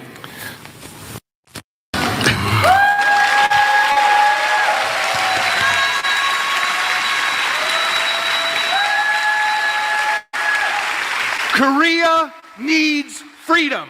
And the church is the soul of this nation. It's time to stand for truth regardless of the consequences. 한국은 이 자유가 필요합니다. 그리고 교회는 국가의 양심입니다. 그 대한민국을 지키기 위해서 기독교인들이 일어서야 합니다. Let's pray for him. Have him stand. Would 다 you 같이 stand? 일어나서 기도하겠습니다. Let's stand. I've asked you all to stand because I'm going to give you an opportunity. 지금 다들 서라고 하신 이유가 한 가지 기회를 드리고 싶어서 그래요. If you desire to be courageous for truth regardless of the consequences, 어떤 결과가 따르더라도 여러분이 진리를 수호하는 그 용기를 잃지 않고 싶으시다면 you won't know the outcome. Only God does. We're in charge of obedience. 그 결과에 대해서는 우리가 알지 못합니다. 그렇지만 우리 하나님께서만 아세요. If this nation's freedom will be preserved, we must be obedient to God and His Word. 그렇지만 이 나라의 자유가 보존되기 위해서는 하나님의 말씀에 우리는 순종할 따름입니다. If you are a believer that declares this, that you are willing to stand for the Lord, 이것을 위해서 여러분이 믿으신다면 그리고 이 진리를 위해서 여러분이 서고 싶으시다면 if you're not, sit down. 그렇지 않다면 앉아주셔도 돼요. And if you're standing and you know that you want to sit down, that proves you're a coward. 만약에 여기서 앉고 싶은 마음이 있다면 그것은 여러분이 겁쟁이라는 뜻입니다. The first word for the lake of fire in Revelation 21 is the cowardly. The first. 요한계시록에서 말하는 그 불불에 들어갈 사람 중에 가장 첫 번째 들어가는 게 바로 겁쟁이들이었어요. There's no cowardice in Christendom. 기독교 세상에 기독교인들 가운데 겁쟁이는 있을 수 없습니다. You are the courageous. 우리는 용기 있는 사람들입니다. Lord, 주님, I thank you for Pastor Sohn's example. 손 목사를 통해서 보여주신 그 모범을 우리가 감사합니다. Of courage. 그 용기에 감사드립니다. We don't know if he'll ever get out of prison. We pray he does. We don't know if he'll get out of prison, but we pray that he does. 감옥에서 과연 나오게 될지 모르지만 그가 나오게 되기를 기도할 뿐입니다. We don't know to what extent this government will go to suppress religious freedom, but God, we will not allow them. 이 정부가 종교 자유를 억압하기 위해서 어디까지 갈지 우리가 알지 못하지만 우리가 그들을 위해서 기도합니다. If need be, we all will be arrested for truth. 만약에 필요하다면 우리가 전부 다 진리를 위해서 감옥에 가겠습니다. For Lord Jesus, you are the way, the truth, and the life. 오직 주님께서 진리와 생명 되신 것을 저희가 믿습니다. Government is not greater than God. 정부는 결코 하나님보다 위대하지 않습니다. You are the King of Kings and the Lord of Lords. 오직 당신만이 왕중 왕이시고 주 되십니다. We serve you, Almighty God. 우리는 하나님 당신을 섬깁니다. Let God be true and every man a liar. Let God be true. Sorry. Just say, let God be true. 하나님께서 We trust you, Lord. 하나님을 신뢰합니다. I pray, Holy Spirit, that you would fill all in the presence of my voice.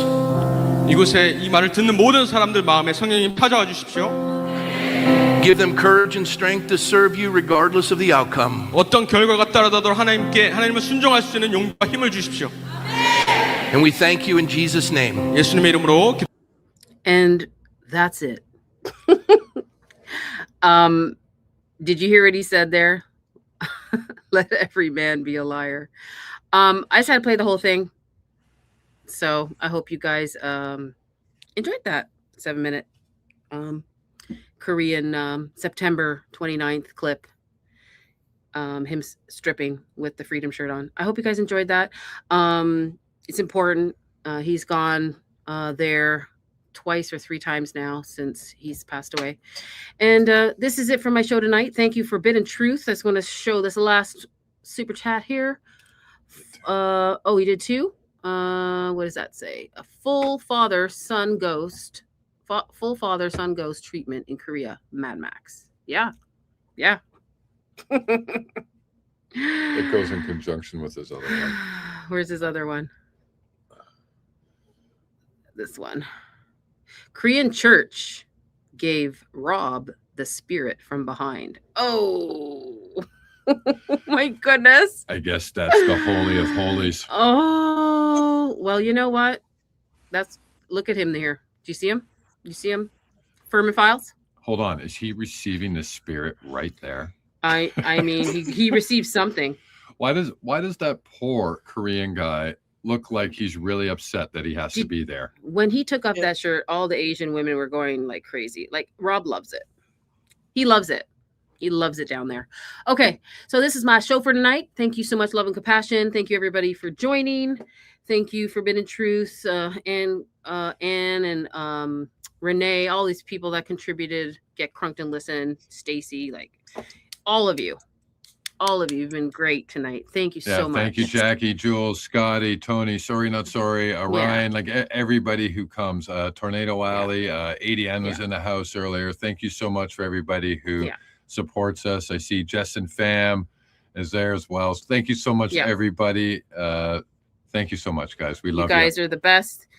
Until next time, till next Pastor Sunday, we'll be breaking down the mall, just like you see right here, that table. We'll be breaking it all down next Sunday. Again, thank you. Christ is King. Christ is King. Say Jesus' name. And keep fighting for the truth for Charlie. And I will see you next time, my Flamingo Mafias. Goodbye for now. Bye-bye.